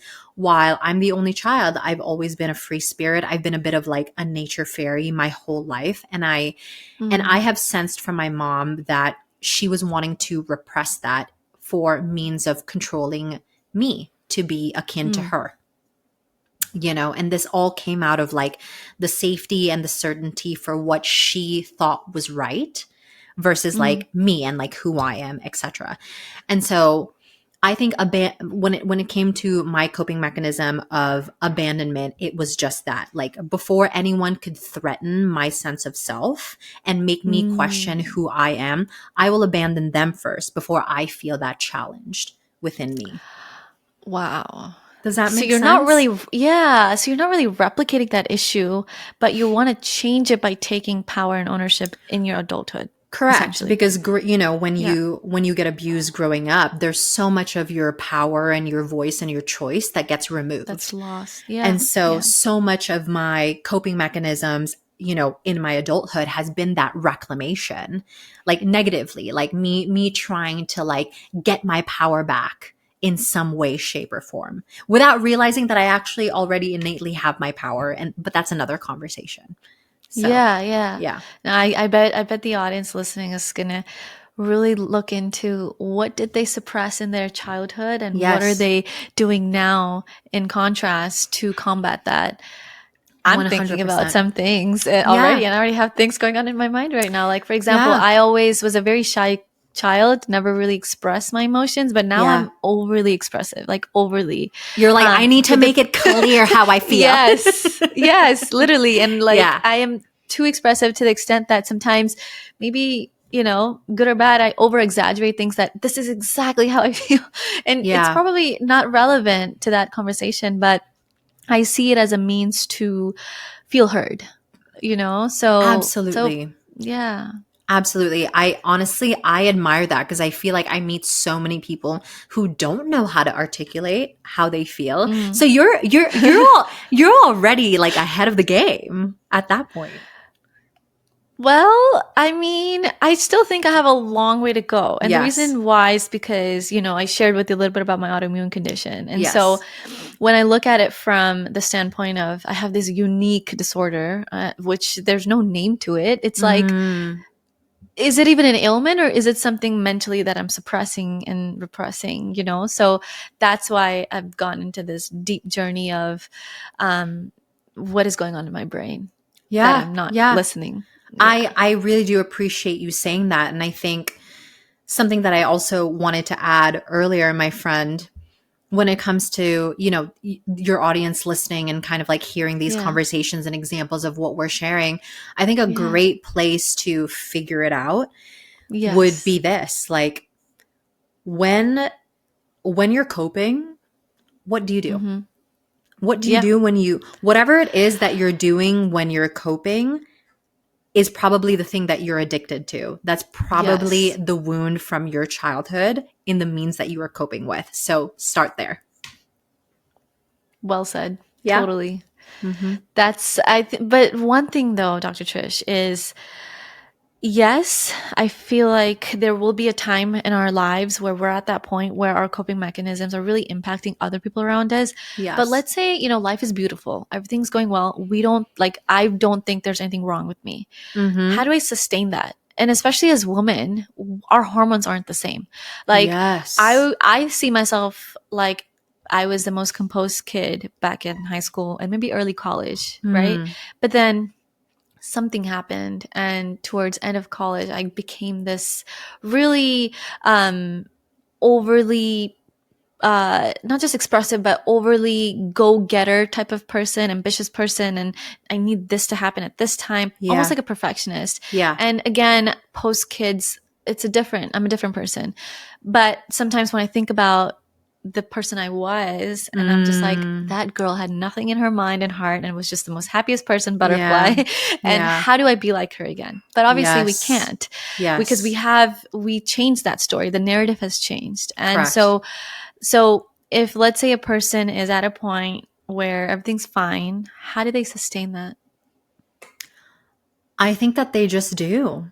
I think that they just Really? do. Yes, because the healing journey is literally just that. It's just a journey. Yes. That doesn't necessarily Yeah. mean that you are always going to be in a season of healing. And that's kind of like a myth that I want to bust is a lot of Mm, people think that the journey is supposed to be difficult, heart-wrenching. It's supposed to be deep and conscious. true. But Sometimes not. Sometimes it can be really monotonous. It can be stagnant. Sometimes it can just be filled with fun and pleasure and like real world things. I feel like if you're in a place where you are just living and existing, you're in a good place. There's nothing necessary that you need to work on. You're just living. You're just a breathing, living organism at that point, just existing and enjoying your life. And that is a great place to be. So final question. So there's some people who don't believe in natural modalities of medicine, right? So like they don't think therapy works. They think medicine is the best way. Yes. For some people, it's even, like somatics, for example. They don't think meditation, journaling is the way to go. They think the issue is much bigger than that. Sometimes, I believe that our ancestors had it easy, where they didn't have as many distractions that we do. They don't have as many, loads of information coming in Different from various times. directions. Yeah. Different times. And so they simply focused on inner work, and they synced with the sun. They synced with nature. Yep.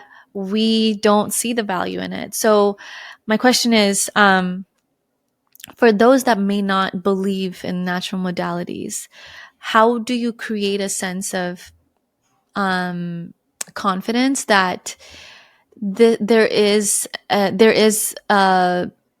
help for everyone? There is, a prescription for everyone, because modern medicine is one size fits all, but natural medicine isn't. It's very customized and it's very tailor fit, because you have to talk and express yourself, sit there, invest, right? Because modern medicine is like 30 minutes. I'm here. I gave you what you needed. I'm gone. Yeah. But natural medicine isn't like that. It doesn't end with a one session, right? It's over and over again. And so many people aren't patient, to be honest. Yes. So for those, how do you create that sense of confidence that, hey, I can help you, or these work? How do you kind of, as a business owner, how do you do that? This is going to be some tough love right now, and I'm going to share it with everyone.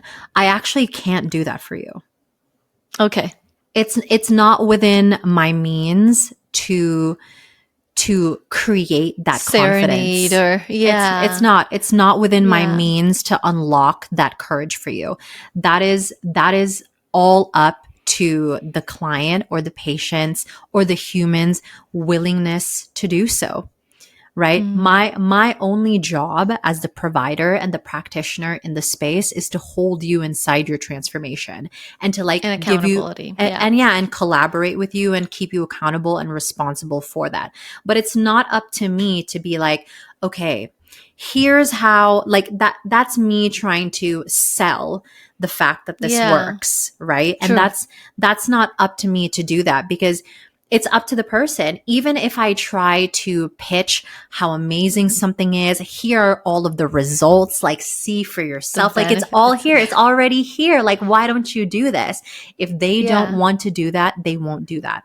It's just like me saying, I think you're so beautiful.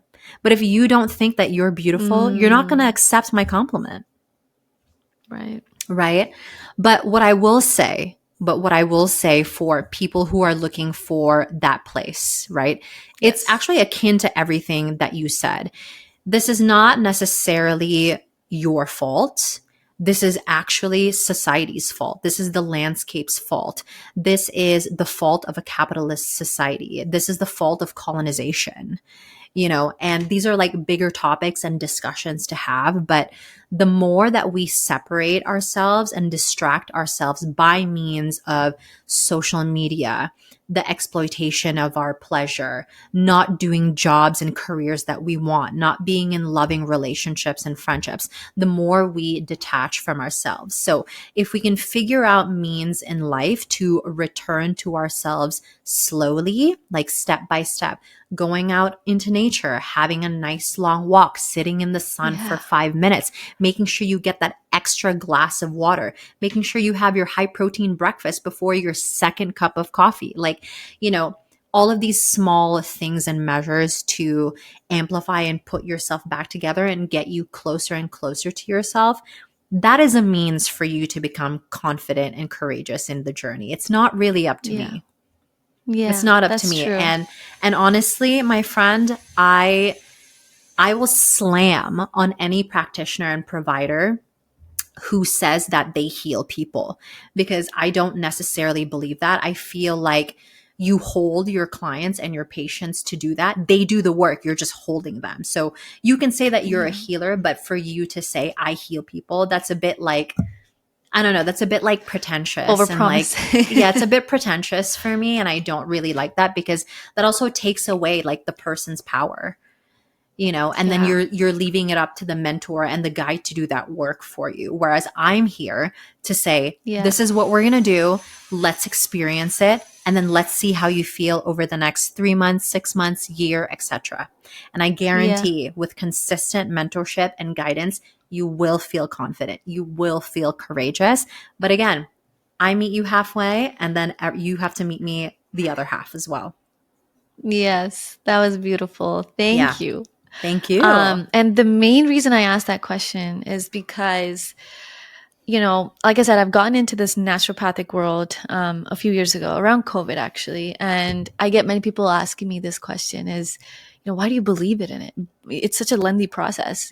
If they were a few practices that you live by and you think really makes a big difference, um, and not just a sense of, hey, I'm working on myself, but Yeah. just bringing that reality check, that wow, that made me feel good today. What are some of those Yes. practices? Okay. Ooh, this is great. So, this is a phrase that I use in my practice with my clients all the time, and it's called lifestyle non negotiables. They are Mm, non negotiables, meaning that you yes. have to promise to deliver on them every day. Non Yeah. negotiable. Okay. You have to Yeah. treat this like a ritual. Okay. And so, something for me that I truly, truly believe in is taking that time in the morning. Even if it's a luxurious 1 hour and you have that privilege of doing so, please do that. But even if it's like 5 minutes in the car on the way to work, 5 minutes as you're getting ready, like if there's an opportunity for you to drop into yourself for 5 minutes, 20 minutes, 1 hour, first thing in Yeah. the morning, I would love for everyone to start doing that. And again, it can be anywhere. It can literally be on your way to work if you work out of the house, right? And so, anyway, taking that time in the morning to drop into yourself is essential for setting the tone of the day, because Hmm. when you're up and about, you're moving, you're starting to give your energy off to other people. So, what can we do to like keep the bucket full for yourself as much as possible? So, please take that time to drop into yourself first thing in the morning. Okay. So that would be like my first non-negotiable. Non-negotiable. Yeah, Yes. that's a good one. My second It's a hard one. non-negotiable. It's hard. I know, because again, we're Because we're not used to taking care of ourselves yeah, in these yeah, ways. But again, yeah. small but mighty, right? Five Yes, minutes, 1%. Being 1% better. 1% better. And this is another Yes. note too to everyone listening. Again, some tough love. And I say this to my clients so you can hold me accountable for saying this. And I'll say it here. If you don't have 5 minutes to do this, you don't have a life. Mm, Okay. So I that's want hard. all of us to remember that. Okay. You have 5 minutes. You can do it. Like you spend 30 minutes on your phone on Instagram, you have 5 minutes. Okay. It'd be like that. It'd be like that. Yes. Okay. It'd be like that. Yes. I know you guys. Okay. So my second non negotiable is to move your body in any way possible daily. And a lot of people are like, oh my God, the gym. I don't want to go to the gym. Girl, you don't have to go to the gym. Like, you can take literally a 10-minute walk, or you can literally be in your bedroom, the kitchen, living room, and have like a moment to stretch for 5 minutes. Move your body in some way, shape, or form daily. Okay. My third and last non negotiable, if possible, to get some fresh air and something green every day. Okay. If you live in the city and it's difficult to have nature available, if possible, drive yourself to the park on like your lunch break or when you're done with work or something, and literally stand in the grass or touch grass for 5 minutes and you're good to go. If you happen to be in an area where you're not in the city and you have nature accessible to you, what are you doing? Go take a nice long walk in nature Right. and get that fresh air and that greenery. Yes. So that would those would probably be like the top 3 practices every day for just like sustainable long-term healing and something to like give yourself on the daily. Yeah. Dr. Trish, I can't admire you more. These are very underrated and the most free things that are available, but Free people take them for medicine, granted. 100%. Yes. Like I think I read in a book recently, what we get for free, we take for granted. And what we pay Always. for, we idealize. We kind of put it on a pedestal and say, Idolize, that's more important. 100%. Idolize. Yes, Couldn't pronounce yes. it for a second there. I but got you, girl. I got you. yeah. And I feel that, if we just start, like I said, looking out for what we already have, like what's in our mind, what's in our body, just sit with yourself. Those are all free things. Yes. But we don't like to actually value it. So I love that. Well said. Do it. Yes, please. And I was going to say too, the one last thing that I wanted to add, what you were talking about, taking things for granted for free. Yes. There's so much free medicine around us. Like a lot of people, people might crucify me for saying this as like someone who operates this like business, but you don't need a therapist. You don't need a guide. Yeah. You actually like, unless you have a specific ailment that you've been diagnosed for, you don't even need a doctor. You don't need a therapist. You don't need a healer. You actually don't, because there's so much free medicine that we have access to in 2025. And a big one is nature. Essentially in theory, all you have to do is like go outside, get some fresh air, put your face to the sun for 5 minutes, touch a blade of grass or like one of your house plants, and like that in itself, very healing. But nobody does it. Nobody does it. Harsh truth. Yes. Yes, harsh. It's the harsh truth, but it is real.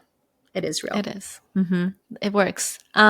So with that, is there anything else that you want to say to our audience? And with also letting them know more about what you do and how you can help if they're seeking for professional help. Oh, of course. Maybe some last parting words. Yes. Hmm. Take us home. Let's see. I have like so many things that I want to say.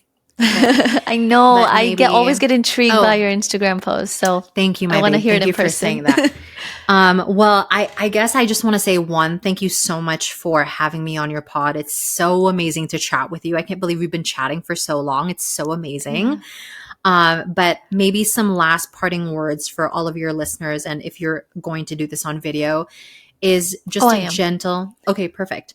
Maybe it's what I want to say is that a gentle reminder is that you were literally born to thrive. You are literally born to feel good, feel alive, feel sensuous, feel good in your body, your mind, your heart, spirit. And so this is a reminder that you literally have it within you. When you feel like you don't, you do. And if you need reminders of that, look around you. If you have a roof over your head, food on the table, your ability to move and do things, you have it all within you. You have your power. And if you don't know how to source all of these things, that's when you send me a DM on Instagram and I will remind you what's going on. So in terms of different resources and how I can help you, I also have my own podcast and it's called Truth Talks with Dr. Trish.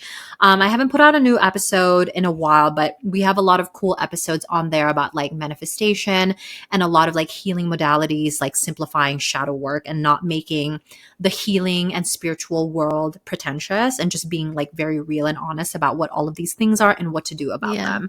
I'm really big on strategizing healing as much as possible because there's so much like fluff out in the world. So let's simplify it. Here's what you can do, apply it and see how you feel, period. So you can go on my podcast to kind of get a lot of that practical information on how to apply certain things. If you guys go visit my Instagram, I actually have a couple of free masterclasses about mastering energy. And actually, meeting your inner child. So if you're curious about doing that work of identifying your wounds and your behaviors from childhood, and then what to strategically do about all of those wounds, you can do that on my masterclass. And then I have some upcoming projects in the pipeline that are really cool. And so that will be out soon. Yes, take those free masterclasses. I Yes. benefited from it. And you also have a Yes. newsletter, which Yes, I do. Yes, Yes, and thank I you. subscribed and I look for them. I wait for them. Thank you. So I was actually just thinking about the newsletter earlier. I was like, wow, I've been so wrapped up in some projects, and so I haven't written one. But yes, I feel like the newsletters are more kind of like love notes, things that I'm thinking about and want to share to the community. So if you're seeking like words of encouragement, some love notes, just some like thoughts and musings, that would be a great place to also subscribe. So I have a lot of free resources. Come to my Instagram, stalk me, check it out. And then if you need something, just send me a DM and I can help you. Yes, I highly recommend following Dr. Trish and subscribing to the newsletters. We get so many notifications, and I feel like yours are the ones that we actually need in our lives, where it's a dose of positivity, it's a dose of reality, and just bringing us back to where we're supposed to be. So thank you so much for this episode. It was a healing episode. I know we use healing over like too much nowadays, but trust me, this was actually healing. Oh, thank you so much. I hope that this episode reaches at least one person and they learn something amazing from it, and go and change the world. Likewise. Thank you so much, Dr. Trish, and thank you everyone for your time. And both of us hope that the message gets across and it sparks something in you. So thank you. For this portion of the podcast, we're gonna focus on how our audience can take those steps to really enable the change that they want to see in their lives based on everything that we've talked about in this podcast and more. So you're a healer and a mentor who uses somatic specifically in your practice. So to help our audience understand the key differences, could you explain a little bit about traditional therapy that we see in the Western world and the modernized world, and the somatics version of therapy, and particularly how they address trauma and healing? Absolutely. Somatics is really hot right now. It's kind of like everywhere. I feel like when you enter the healing and wellness like landscape on any digital platform, like everyone is kind of doing somatics now, but no one actually knows what it is. So I love that we're going to be having this conversation. But for context, just to give everyone in the audience and anyone who's watching who's curious about this work, like when I started my journey as a mental health specialist, it was great, right? Like I was seeing so many clients for different mental health conditions, ranging from like complex PTSD to generalized anxiety, bipolar disorder, 1 and 2, et cetera, so on and so forth. And I remember that first year of it being like, okay, this is good.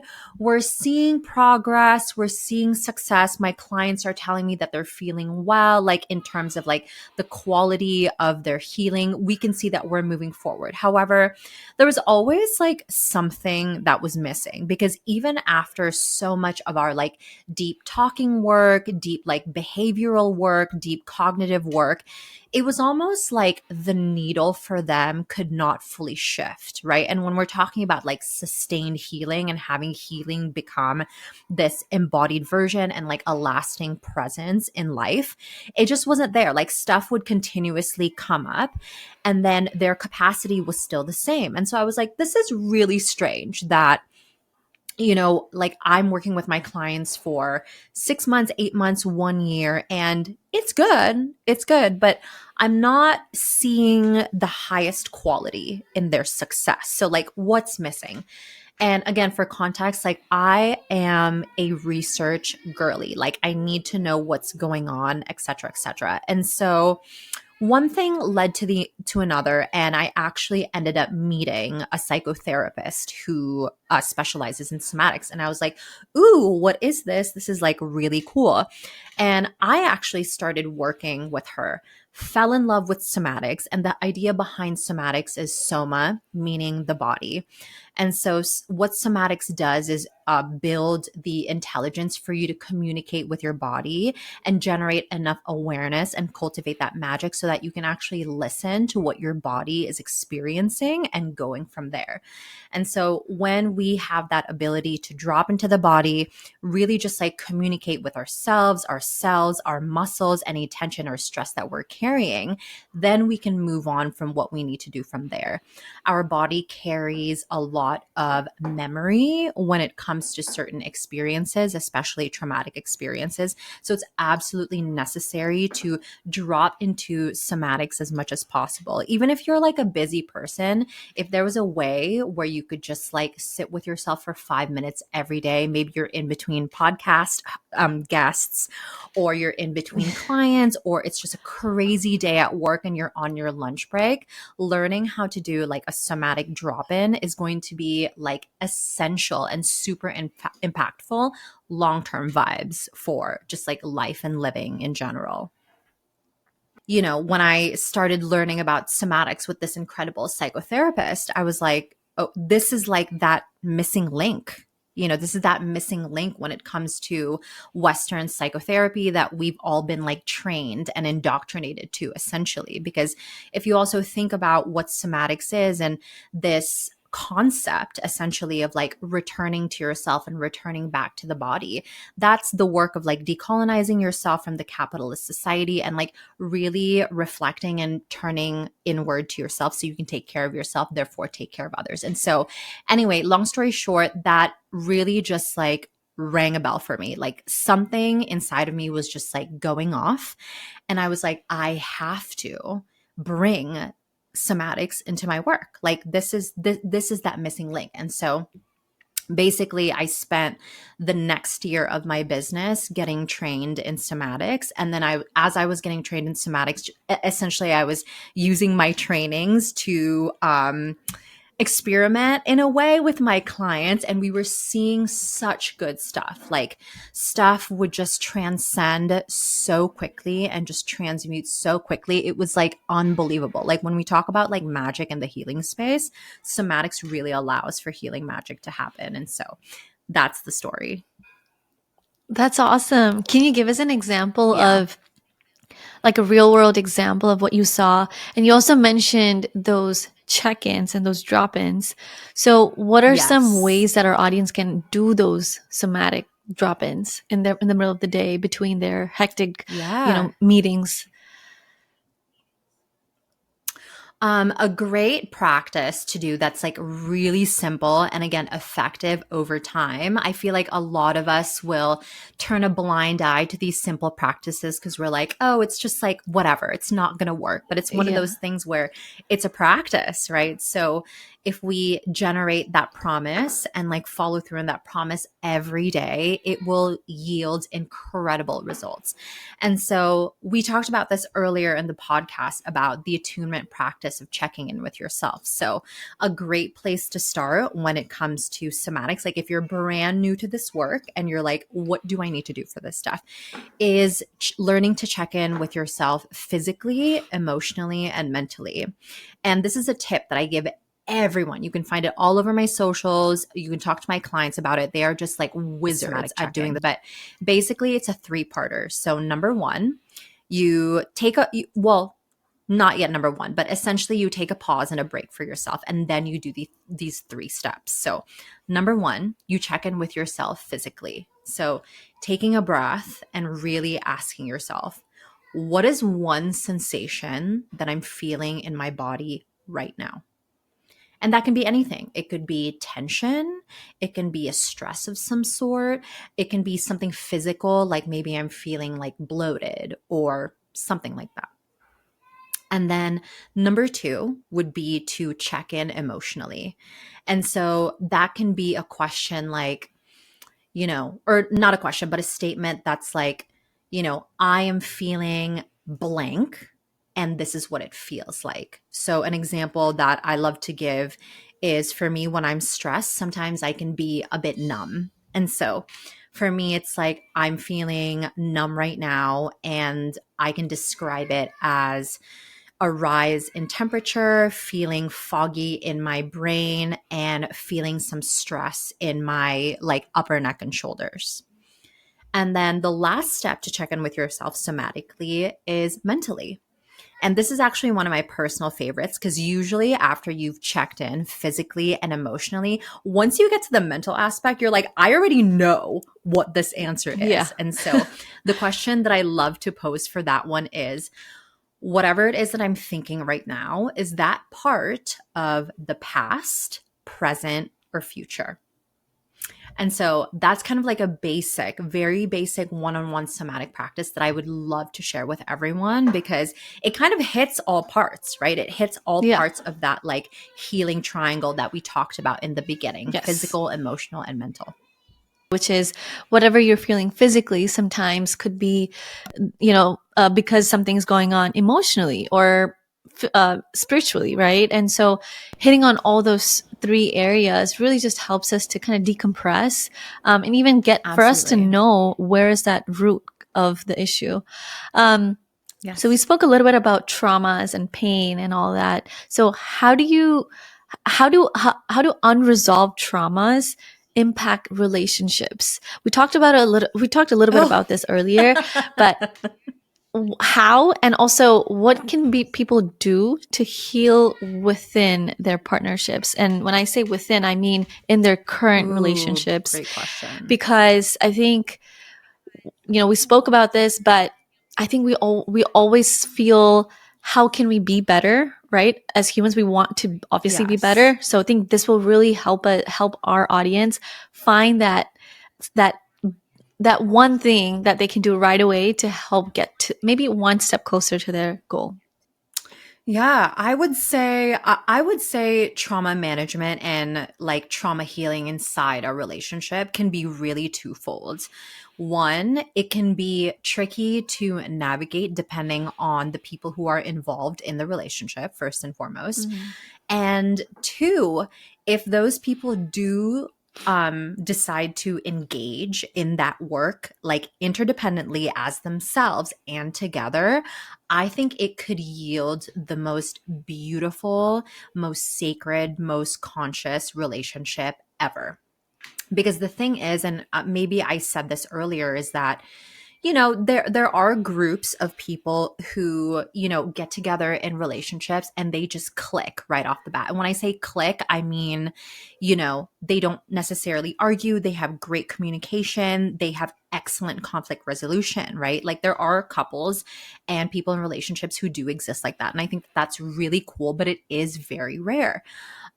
Most of us, on the other hand, will enter partnerships and then everything that's been unwavering or under the surface will come out like a tsunami. And so we need to engage in that as much as possible if we want to build a life with this person.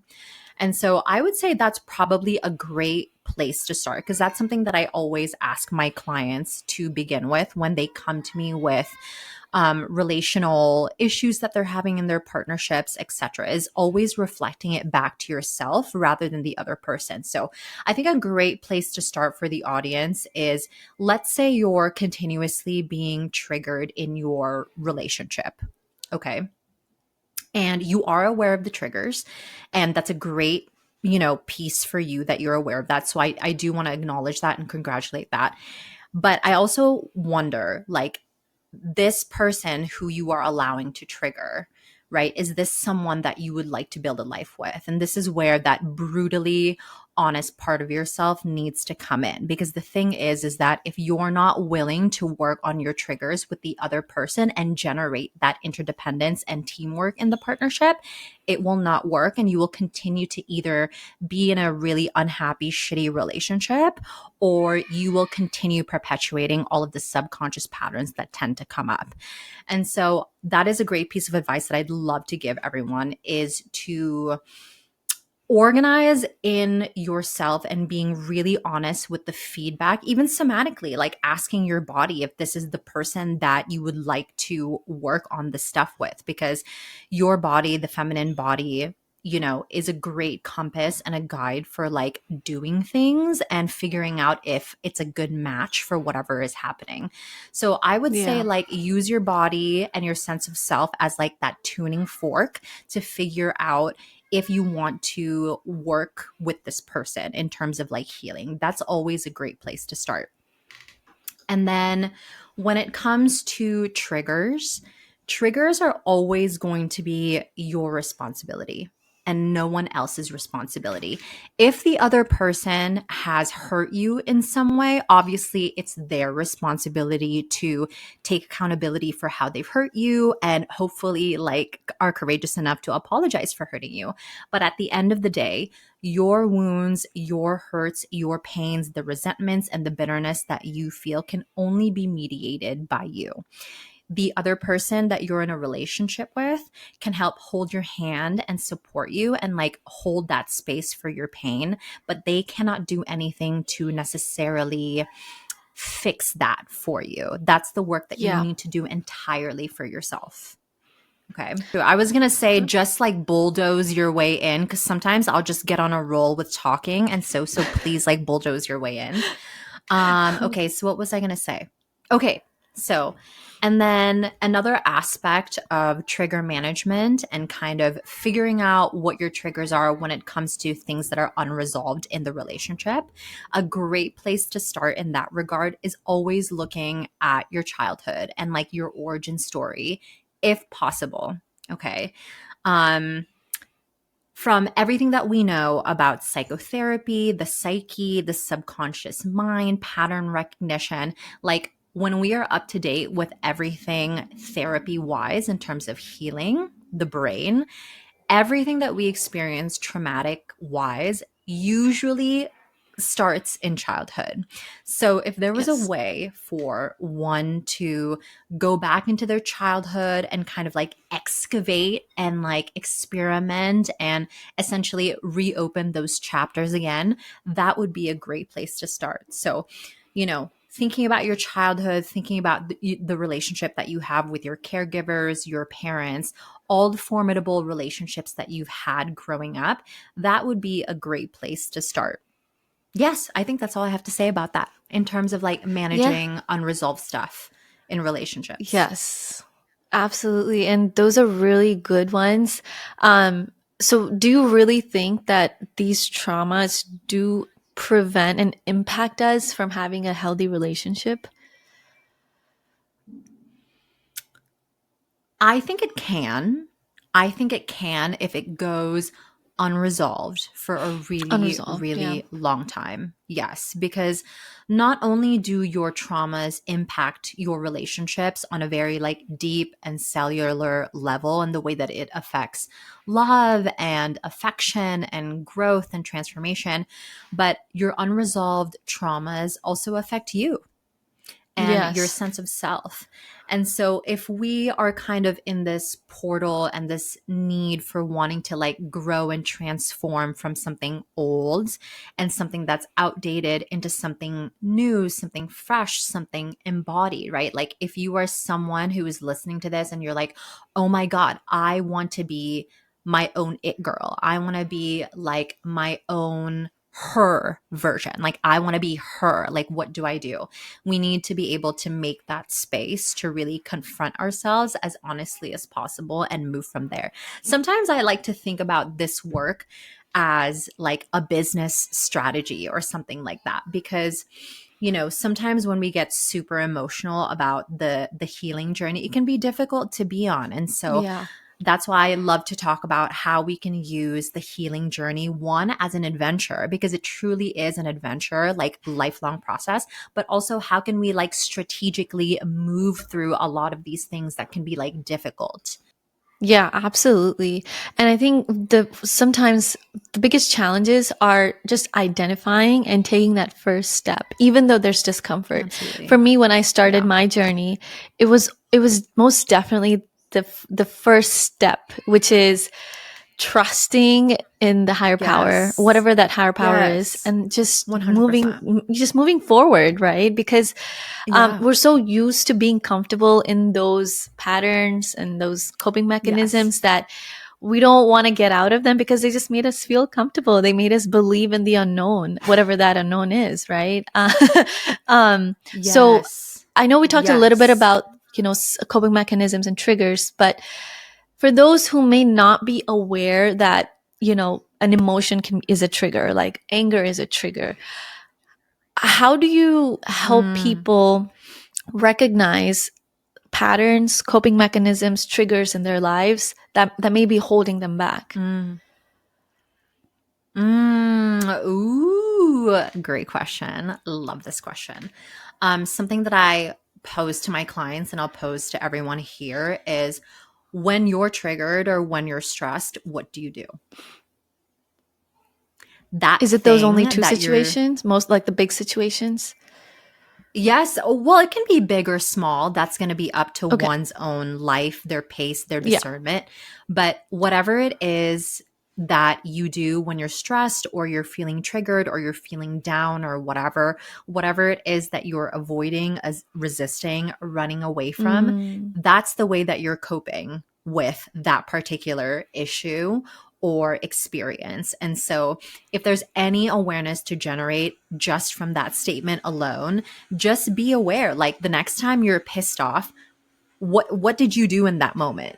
Like, did you scream, yell, or did you run away and hide? throw Did you something. isolate? Did you throw something, etc.? Yeah. And so, because Yeah. that's the thing about like an angry outburst, for example, I actually don't categorize as anger as an emotion. To me, it's actually a Yeah. behavior, right? And Mm, so, like, say if, whatever, like I get into a fight with my partner, I get pissed and I start like yelling profanities at him, right? That's an angry outburst.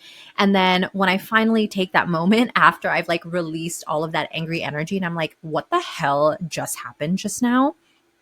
I realize that underneath my anger is a need to be heard, a need to be validated, a need to be seen in some way. And so I yeah. want everyone who's listening to this to take that away from this conversation, is that the next time you are triggered by something, someone, a situation, whatever, what is the thing that you react to? Like, how do you react?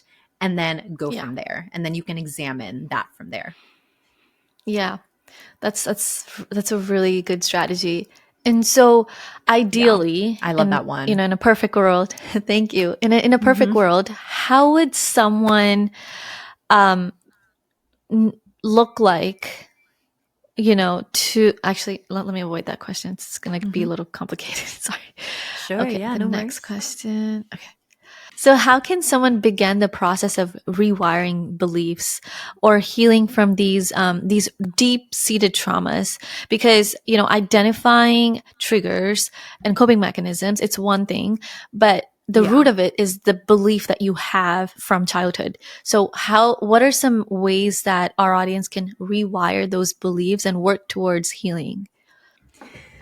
I love this question so much, and I'm so happy we're going to be on video, because a great, like, we've shared so much on, I feel like this podcast has been so value packed with like tools and resources. Yes, 100%. Yeah, There's been so yeah, many tools, so many resources. It's been like jam packed, I feel, with so much stuff. And so I want to answer your question about like how to do these things and how to examine them from the get go. Like, how do we start this foundational work essentially? And you yes, guys are getting yes, like the hot goss and the tea right now, because this is the first time that I'm going to be releasing this on a podcast. So I think that that's really cool. um, I yay! have I feel a special. full yay, yay. We're excited about that.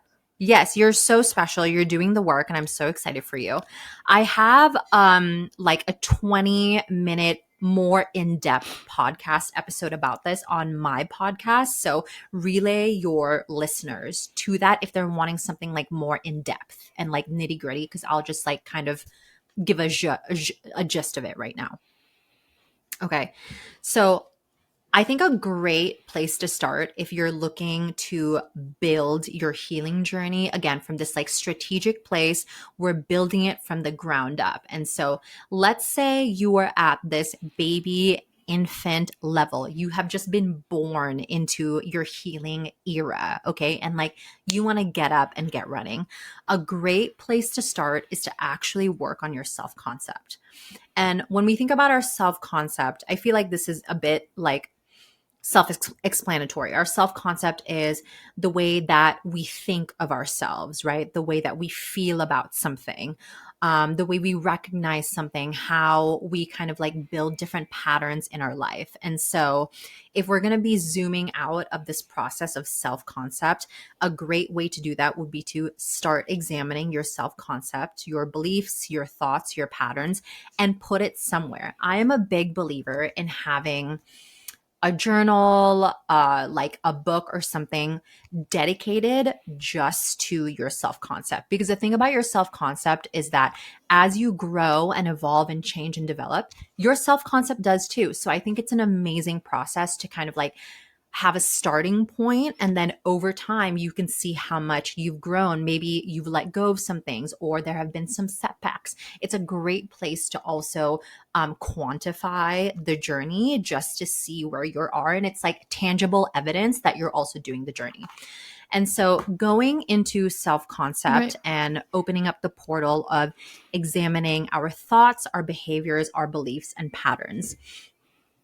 In the podcast that I have all about self-concept, I go over this much more in depthly. But basically, in the self-concept strategy guidebook that I have for everyone, this is the place where you go over whatever belief that you have, okay, whatever limiting belief that you have, and then we examine that belief from the top down. So you have your limiting belief about whatever, love, career, finances, relationships, whatever your limiting belief is, you write it down.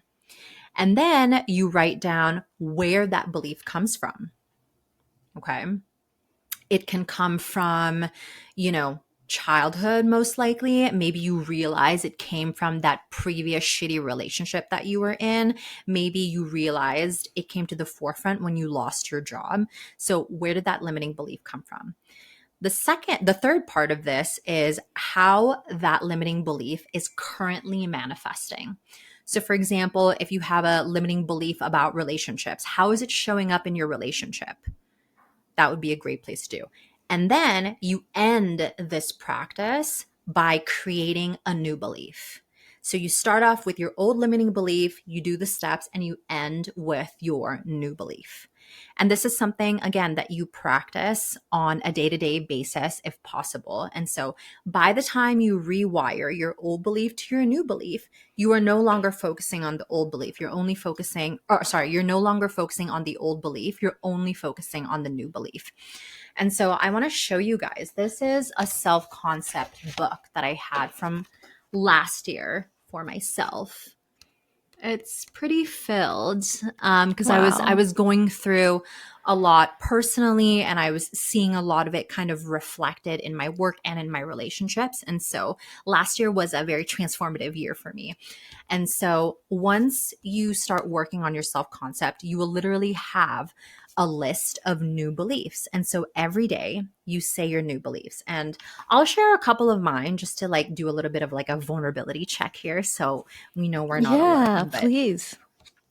okay. So, in the very beginning, when I was starting this work, last year, I was doing a lot of limiting beliefs about like my career and like the way I was building this business. And so some of the new beliefs that I came up with: I am worthy of being seen and heard. I was born for the world to know who I am and what I am here to do. I am worthy of honoring my own needs while also honoring the needs of my clients.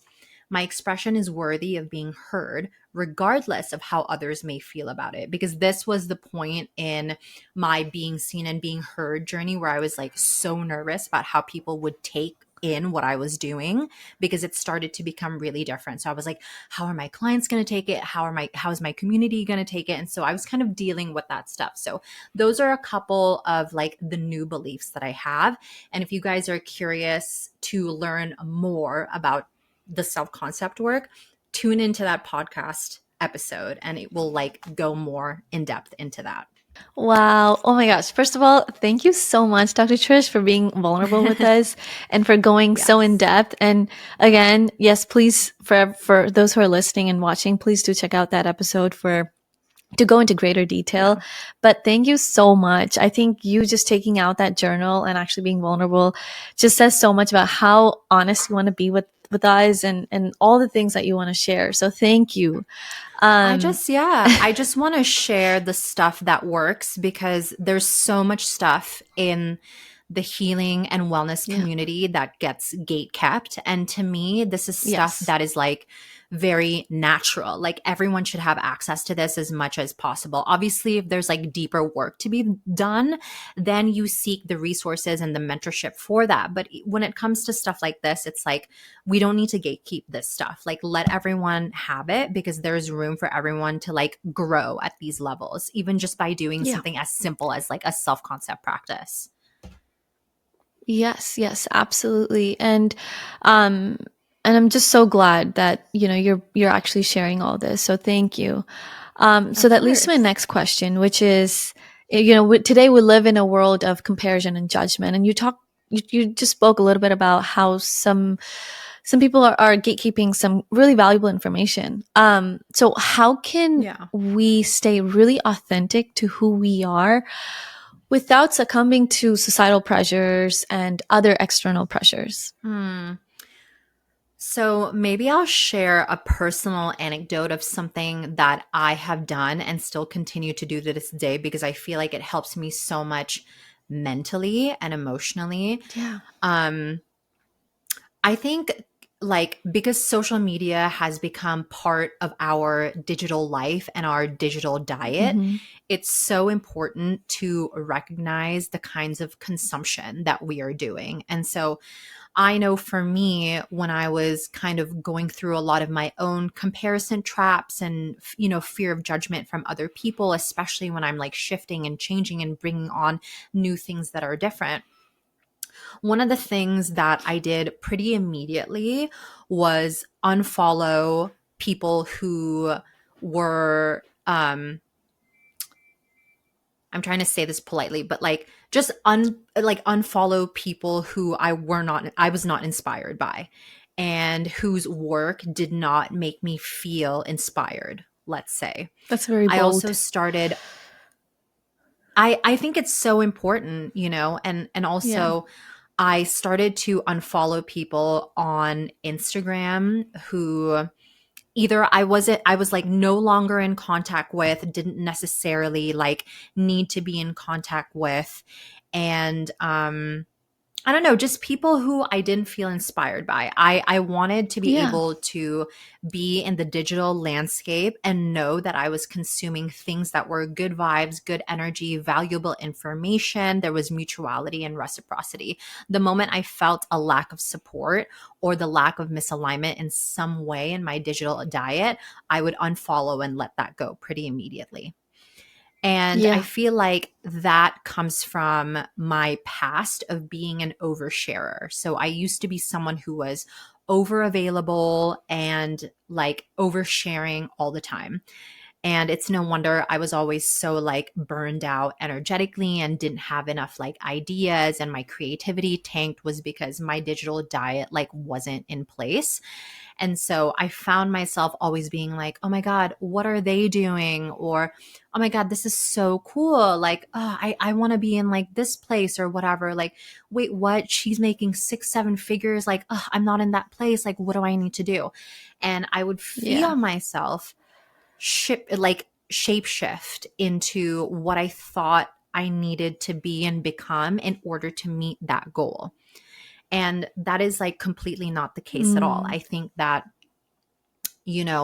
becoming more of who you are puts you more in alignment for receptivity and abundance and manifestation and like having sustained healing and a lasting presence in life. And so I think a great way to do that would be to mediate your digital consumption as much as possible. Again, it's like nutrition, right? We want to make sure we have Yeah. like whole foods as nutrient dense as possible most of the time. And that's the same thing with the digital diet. So unfollow people who make you feel like shit and follow and consume people, creators, influencers, doctors, healers, entrepreneurs, whatever, who make you feel really good, who you can learn from, who you can energize from, etc. So I think that that's one way of kind of mediating that like comparison judgment trap. Yeah. Yeah, that I can totally resonate with it. And honestly, that's a great Yeah. message what you just put out, and a great analogy too. You compared it with nutrition. And it's gonna be a small vulnerability Yes. moment for me as well, because I have kind of succumbed to some of those situations where, I would have We all all these have. plans It's that I just would, because it's yeah. 2025. Yeah. Yeah. And, I would Yeah. be on social media and I would see someone doing exactly or better than what I had planned. And I would kind of fall back and say, okay, someone else is doing it better. So why should I? And so Yeah. I think this podcast has also been just that, is that kept getting delayed because I was always questioning myself. But when I took a step back and said, what do I have to offer? What is my authenticity here? Then I realized Yes. how much value I can bring. So I think it's always about tuning into our unique offerings or our unique traits that we have been given, and just provide that to the world. If it is, if it involves Yeah. being in Yeah. PR, for example. But yeah, that's a very great Yeah. Of message, and I course. totally resonate with it. And Yeah. I so the think next I'm question, yeah, sorry, realizing go ahead. too, my friend. Oh, sorry. Go ahead. No, no, no, let me just let me just lag. make this one Yeah, last point, my babe. sure. I know. Um, Maybe one last thing also that I would recommend in terms of like mediating that comparison and judgment trap.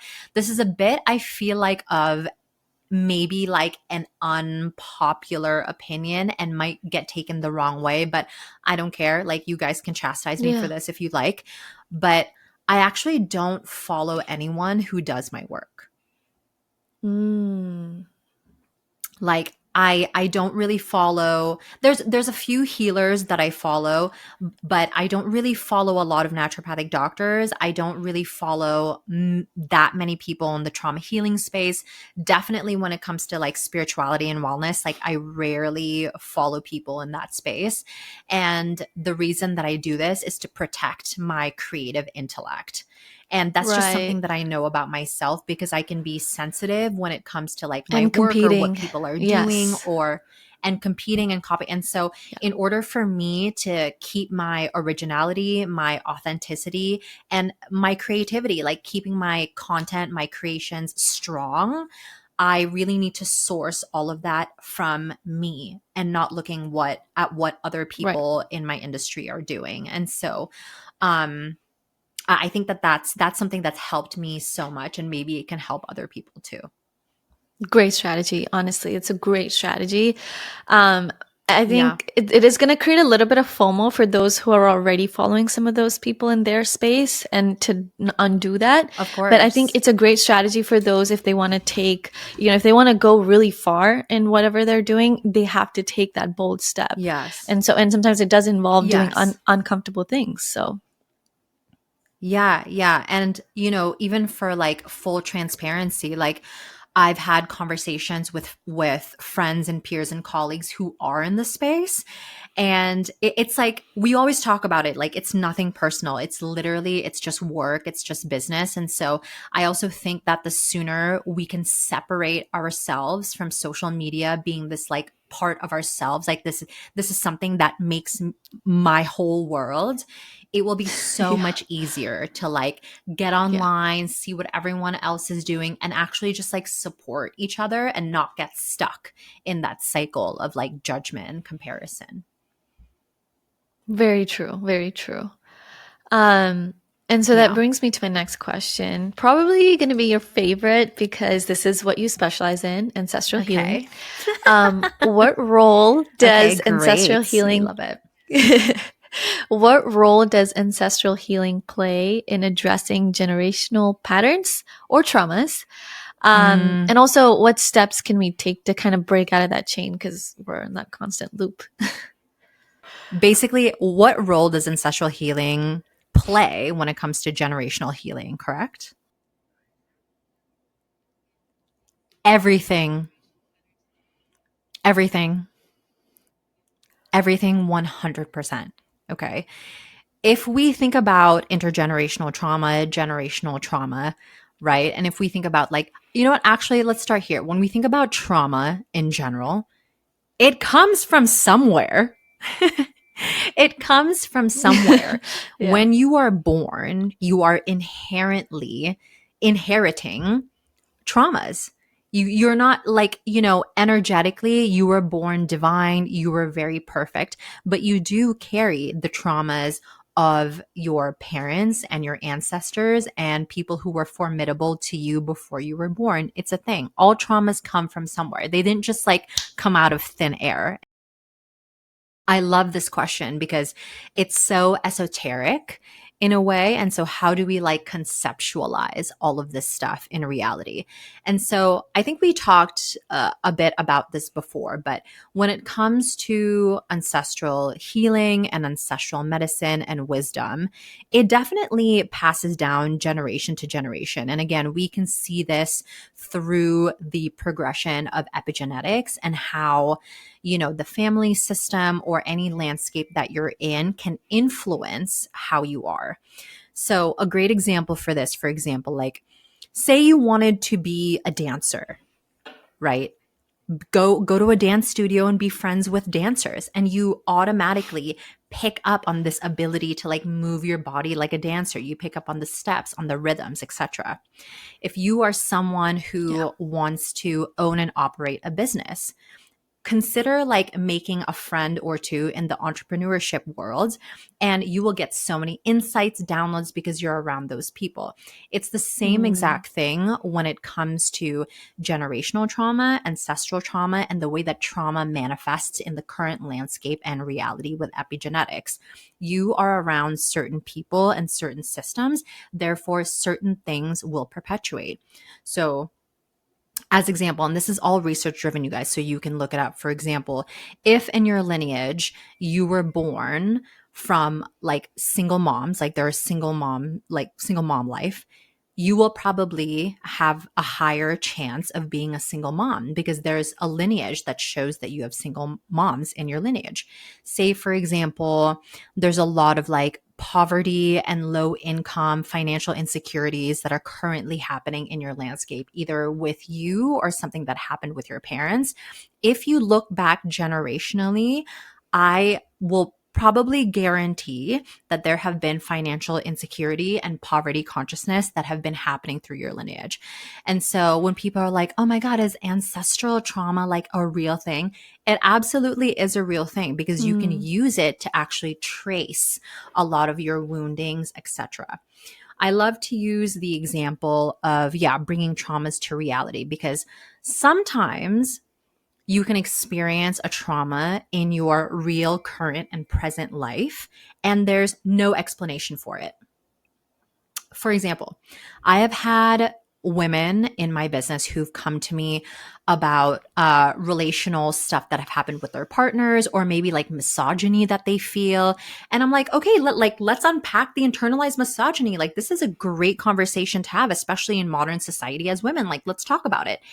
And they have no idea why they carry the internalized misogyny. They've had incredible relationships with their father, no history of abuse from a male or masculine figure, the like women and their brothers or their male friends, incredible relationships. So like, where does it come from? That would be a great time to map out what has happened ancestrally, because then at that point, if it has not manifested in your current lineage, then you probably have a line to it from your ancestry. And so we have seen Mm. time and time and again in my practice, when you get something that's inherited but not necessarily presenting in like real current time, there's usually a link ancestrally. Wow. Yeah, it's cool stuff. It's cool stuff. I love Yeah. using the misogyny example because I've seen that so much in my practice, which is really Wow. interesting. Wow. And so, Hmm. how can someone, or what are some steps they can take to break out of that chain? I know we talked a little bit Mm, about, understanding our triggers and all, yeah. but ancestrally speaking, I know you talk a lot about connecting with our lineage. And so, what Yes. are those steps that we can take? Like, if the people are in our lives, or if they're not, Hmm. what are some ways we can actually break out? Because I think nobody wants to continue that lineage Of of course. poverty or misogyny or any of those. Yeah. So, yeah. So some basic ways to, let's say, like connect and honor the ancestral lineage within your line is to connect culturally and from the heritage perspective. And that's a way that I always love introducing this work because it's simple, right? Like you are Asian and you are Indian or whatever. And so a great way to culturally connect could be through community. It could be through food. It could be through traditions that you have inside the culture. And it could also be through talking with family members. Talking to family members can be a bit tough. So we'll start with the former first. Something basic that I recommend to everyone who's curious about starting this work lineage wise is to create an altar in your home. And your altar can look like anything. There's no like blueprint for this, but I'll share like stuff that's on my altar. So on our altar here in our home, we have heirlooms from the family. We have things from the Philippines because I'm half Filipino. So things from the Philippines, I'm really connected to my Filipino heritage. So we have heirlooms from the family.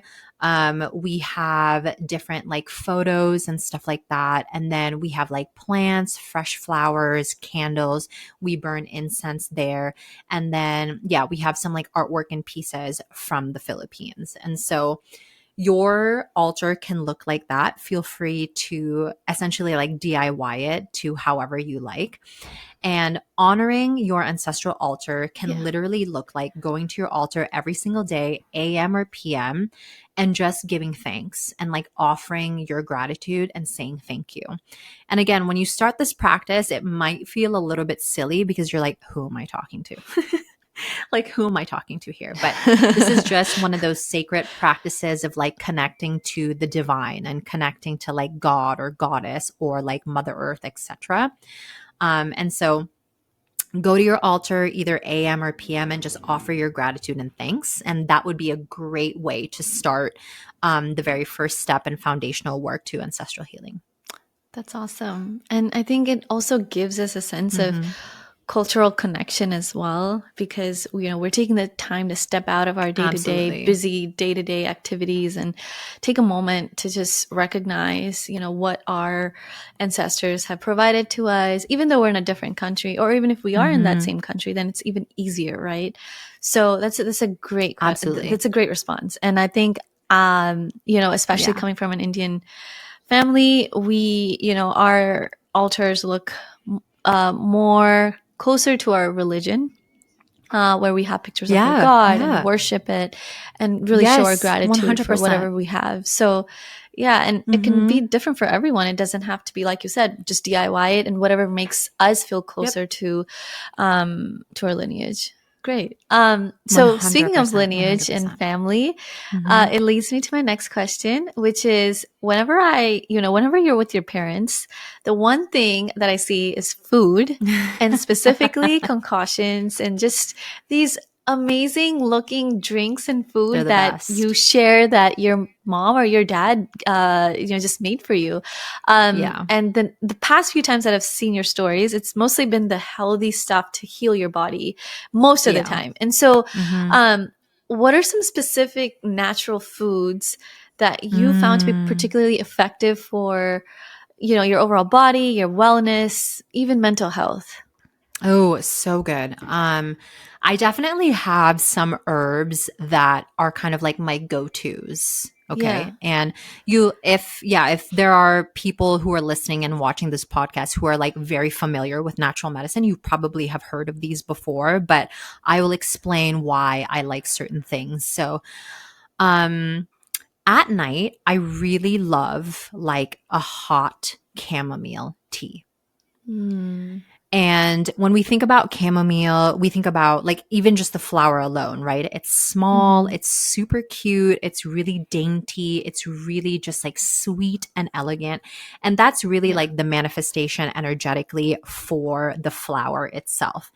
And when we look at the energy of chamomile, it's actually used as this very mild blanket for grief. So if you're someone who is carrying grief, or let's say you don't even know it's grief. Let's say that you're just kind of carrying these like feelings of like sadness or emptiness or hopelessness or something like that. I love using chamomile as a way to kind of like self-soothe. There's also no greater feeling than kind of like ending the day and having just like a warm beverage in bed to kind of like Yes. let things go and normalize. And so, if possible, if everyone could just go to the store and get some like chamomile tea, brew it up for like 20 minutes. I know a lot of people say, oh, like I only brew tea for 3 to 5 minutes, but I'm telling you guys, as a naturopathic doctor trained clinically first, you need to brew your teas for 20 minutes or else you're just having flavored water. Okay. So brew your tea for 20 minutes and then just enjoy it and then go to bed. So that's one. Awesome. And then another herb that I really, really love for women specifically is red raspberry leaf. And I will shout red raspberry leaf from the rooftops. If you are like, if you are a young woman in the reproductive ages, I would definitely suggest drinking red raspberry leaf when you are in your luteal phase and when you are bleeding, like 1 cup a day, and then call it that for the month. Literally on your luteal and on your bleed, have a cup of red raspberry leaf a day and you're good to go. Red raspberry leaf is essentially a tonic for the uterus and for the womb, and it helps you kind of like relax the uterine muscles. And as we know, the womb is the seat of our power. And so as a feminine woman, I definitely recommend red raspberry leaf as a means to support yourself. Wow, that's awesome. Yeah, I yeah. used to have chamomile actually when I was in like during COVID, because we didn't have Yeah. much movement in the body and it was so hard for me to fall Yes. asleep at night. So that used to Yes. just relax my muscles, relax my mind. And it was like a staple right before sleeping. So Yes, red raspberry leaf is like, I feel like it's one of those things that we talk about in the women's health world, but like nobody actually we does it. We just do. like talk about Yes. it. But yes, red raspberry leaf on your luteal and on your bleed will change your life as a reproductive and I'll menstruating try woman if that. you are. Yes. Yeah, I've Um, never tried raspberry. it's good. It's good. Maybe my last two herbs that I'd love to recommend is the first one would be oat straw. It's actually one of my favorites. If you are someone who is like a busybody, okay, like you have a lot of Like shit going moms. on. I was gonna say, yeah, like if you're like a mom and you're just busy, because being a mom is like more than Yeah. a full-time job. It's like Yes. a whole other life and career in itself. And so if you're a busybody, like if you're a woman who is just like doing it all, like you are wearing all of the hats, I would highly recommend oat straw. And energetically, oat straw is one of those herbs that like keep you as stabilized and supported as much as possible. And so have oat straw. And oat straw, don't drink warm, but cold infuse that. So basically, get like a jar of water, put your oat straw in, and then let it steep for like 12 to 16 hours, strain it, and then have it that day. And then Wow. the last herb that I would recommend is dried nettles. I don't really know how to brew Mm. fresh nettles, so I'm going to talk about dry nettles. Dry nettles. And honestly, everyone should be having dry nettles because when we're thinking about like the multivitamin of nature, it is literally nettles. Like you don't even need to take a Yeah. supplement because it's literally all in nettles. And so, brew yourself a cold infusion of nettles, have that per day, and literally call it that because nettles will help you systemically. Everything from the brain to your skin to your hormones, your thyroid, your gut, your heart, like everything from the top down, nettles will take care of it for you. Wow. Thank you so much for sharing those Yeah, with us. of course. I didn't even know some of those words, so Yeah, you yeah, just yeah. opened my brain. Mm-hmm. I love talking Thank you. about herbs from like that Yeah. energetic and like spiritual perspective because like we all already know that herbs are so good for you, but like who cares? Yeah. Like, so Yeah. I always love talking about how like the herbs can support you on like a day-to-day basis. I feel like that's more Yeah. interesting. So, Yeah, especially for those who are in the, in the wellness space, but may not have mhm. time to do some of those practices that we just spoke about. Yes. At least if they're always in the kitchen, maybe doing, incorporating some of these teas into their lives can also help. Yes. 100%. Yeah. So final question. Yes. So for someone who's starting, their mental health journey, Mhm. what advice would you give them about taking a proactive role in their well-being? And are there any specific habits or routines you recommend adopting early on, like meditation, yoga, breathwork, etc.? Mm. This is a great question. I say if you're entering your healing era and you have arrived, first and foremost, you're here early. Welcome to the revolution. I'm so proud of you for showing up. Number two, figure out your lifestyle non negotiables. That will look different for everyone. And we talked about lifestyle non negotiables earlier in the podcast. So make it realistic for you. I feel like a lot of people will set very lofty goals. And I'm all about like dreaming big as much as possible. But when you're starting out, let's make your lifestyle non negotiables as realistic as possible. That way you can deliver and follow through on them and keep your promise. So I would say, yes, do figure out your realistic lifestyle non-negotiables. And then from there, you can work your way through. And then my second piece of advice would be to enter the self-concept work, because that is a great kind of like beginner's journey in addition to lifestyle non-negotiables for like a practice, a ritual, again, something strategic to do when it comes to your healing journey. And then my third piece of advice would be to also let this all go and go have fun. You can't be doing this work 24/7.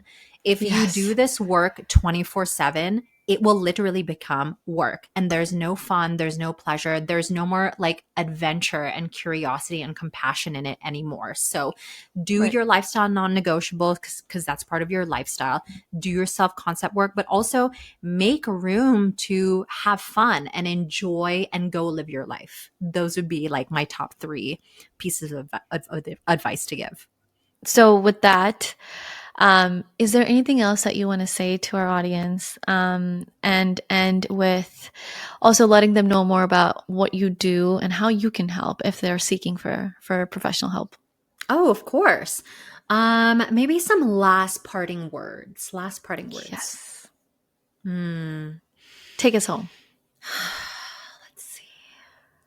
I have like so many things that I want to say. I know. But I always get maybe, intrigued by your oh, Instagram posts, so thank I you, want my to hear babe. it in Thank you for person. saying that. Well, I guess I just want to say one, thank you so much for having me on your pod. It's so amazing to chat with you. I can't believe we've been chatting for so long. It's so Yeah. amazing. But maybe some last parting words for all of your listeners. And if you're going to do this on video, is Oh, I just a am. gentle, okay, perfect. Maybe it's what I want to say is that a gentle reminder is that you were literally born to thrive. You are literally born to feel good, feel alive, feel sensuous, feel good in your body, your mind, your heart, spirit. And so, this is a reminder that you literally have it within you. When you feel like you don't, you do. And if you need reminders of that, look around you. If you have a roof over your head, food on the table, your ability to move and do things, you have it all within you. You have your power. And if you don't know how to source all of these things, that's when you send me a DM on Instagram and I will remind you what's going on. So, in terms of different resources and how I can help you, I also have my own podcast and it's called Truth Talks with Dr. Trish. I haven't put out a new episode in a while, but we have a lot of cool episodes on there about like manifestation and a lot of like healing modalities, like simplifying shadow work and not making the healing and spiritual world pretentious and just being like very real and honest about what all of these things are and what to do about Yeah. them. I'm really big on strategizing healing as much as possible because there's so much like fluff out in the Yes. world. So let's simplify it. Here's what you can do, apply it, and see how you feel, period. So you can Yes. go on my podcast to kind of get a lot of that practical information on how to apply certain things. If you guys go visit my Instagram, I actually have a couple of free masterclasses about mastering energy and actually meeting your inner child. So if you're curious about doing that work of identifying your wounds and your behaviors from childhood, and then what to strategically do about all of those wounds, you can do that on my masterclass. And then I have some upcoming projects in the pipeline that are really cool. And so that will be out soon. Yes. Take those free masterclasses. I benefited Yes. from it. And you also have a Yes. newsletter, which Yes, I I do. Yes, yes. And thank I you. subscribed and I look for them. I wait for them. Thank you. So I was yes. actually just thinking about the newsletter earlier. I was like, wow, I've been so wrapped up in some projects, and so I Yeah. haven't written one. But Yeah. yes, I feel like the newsletters are more kind of like love notes, things that I'm thinking Mm-hmm. about and want to share to the community. So if you're Yeah. seeking like words of encouragement, some love notes, just some like thoughts and musings, that would be a Yeah. great place to also subscribe. So I have a lot of free Yeah. resources. Come to my Instagram, stalk me, check it out. And then if you need something, just send me a DM and I can help you. Yes, I highly recommend following Thank Dr. you. Trish and Thank subscribing you. to the newsletters. We get so many notifications, and I feel like yours Thank are you. the ones that we actually need in our lives, where Oh, it's a thank dose of you. positivity, it's a dose Thank of you. reality, Thank you. and just bringing us back to where we're supposed to be. So Thank thank you so you. much for this episode. It was a healing episode. I Thank know we you. use healing over like too much nowadays, but trust me, this was actually Yes. healing. Oh, thank you so much. I hope that this episode reaches at least one person and they Yeah. learn Yeah. something amazing from it. And yeah, go and Yes. change the world. Likewise. Thank you so much, Dr. Trish, and thank you everyone for your time. And Thank we you. both of us hope that the message gets across and it sparks something in you. So Thank you. thank you. Thank you so much for tuning in today. I hope you enjoyed this conversation as much as I did. Be sure to check out the show notes for all the links and resources we talked about today. I'm really looking forward to having you tune in for another episode of more topics that peel back the layers of noise and complexity and return to the raw, the real, and the essential. Until then, take care and thank you so much for joining me today.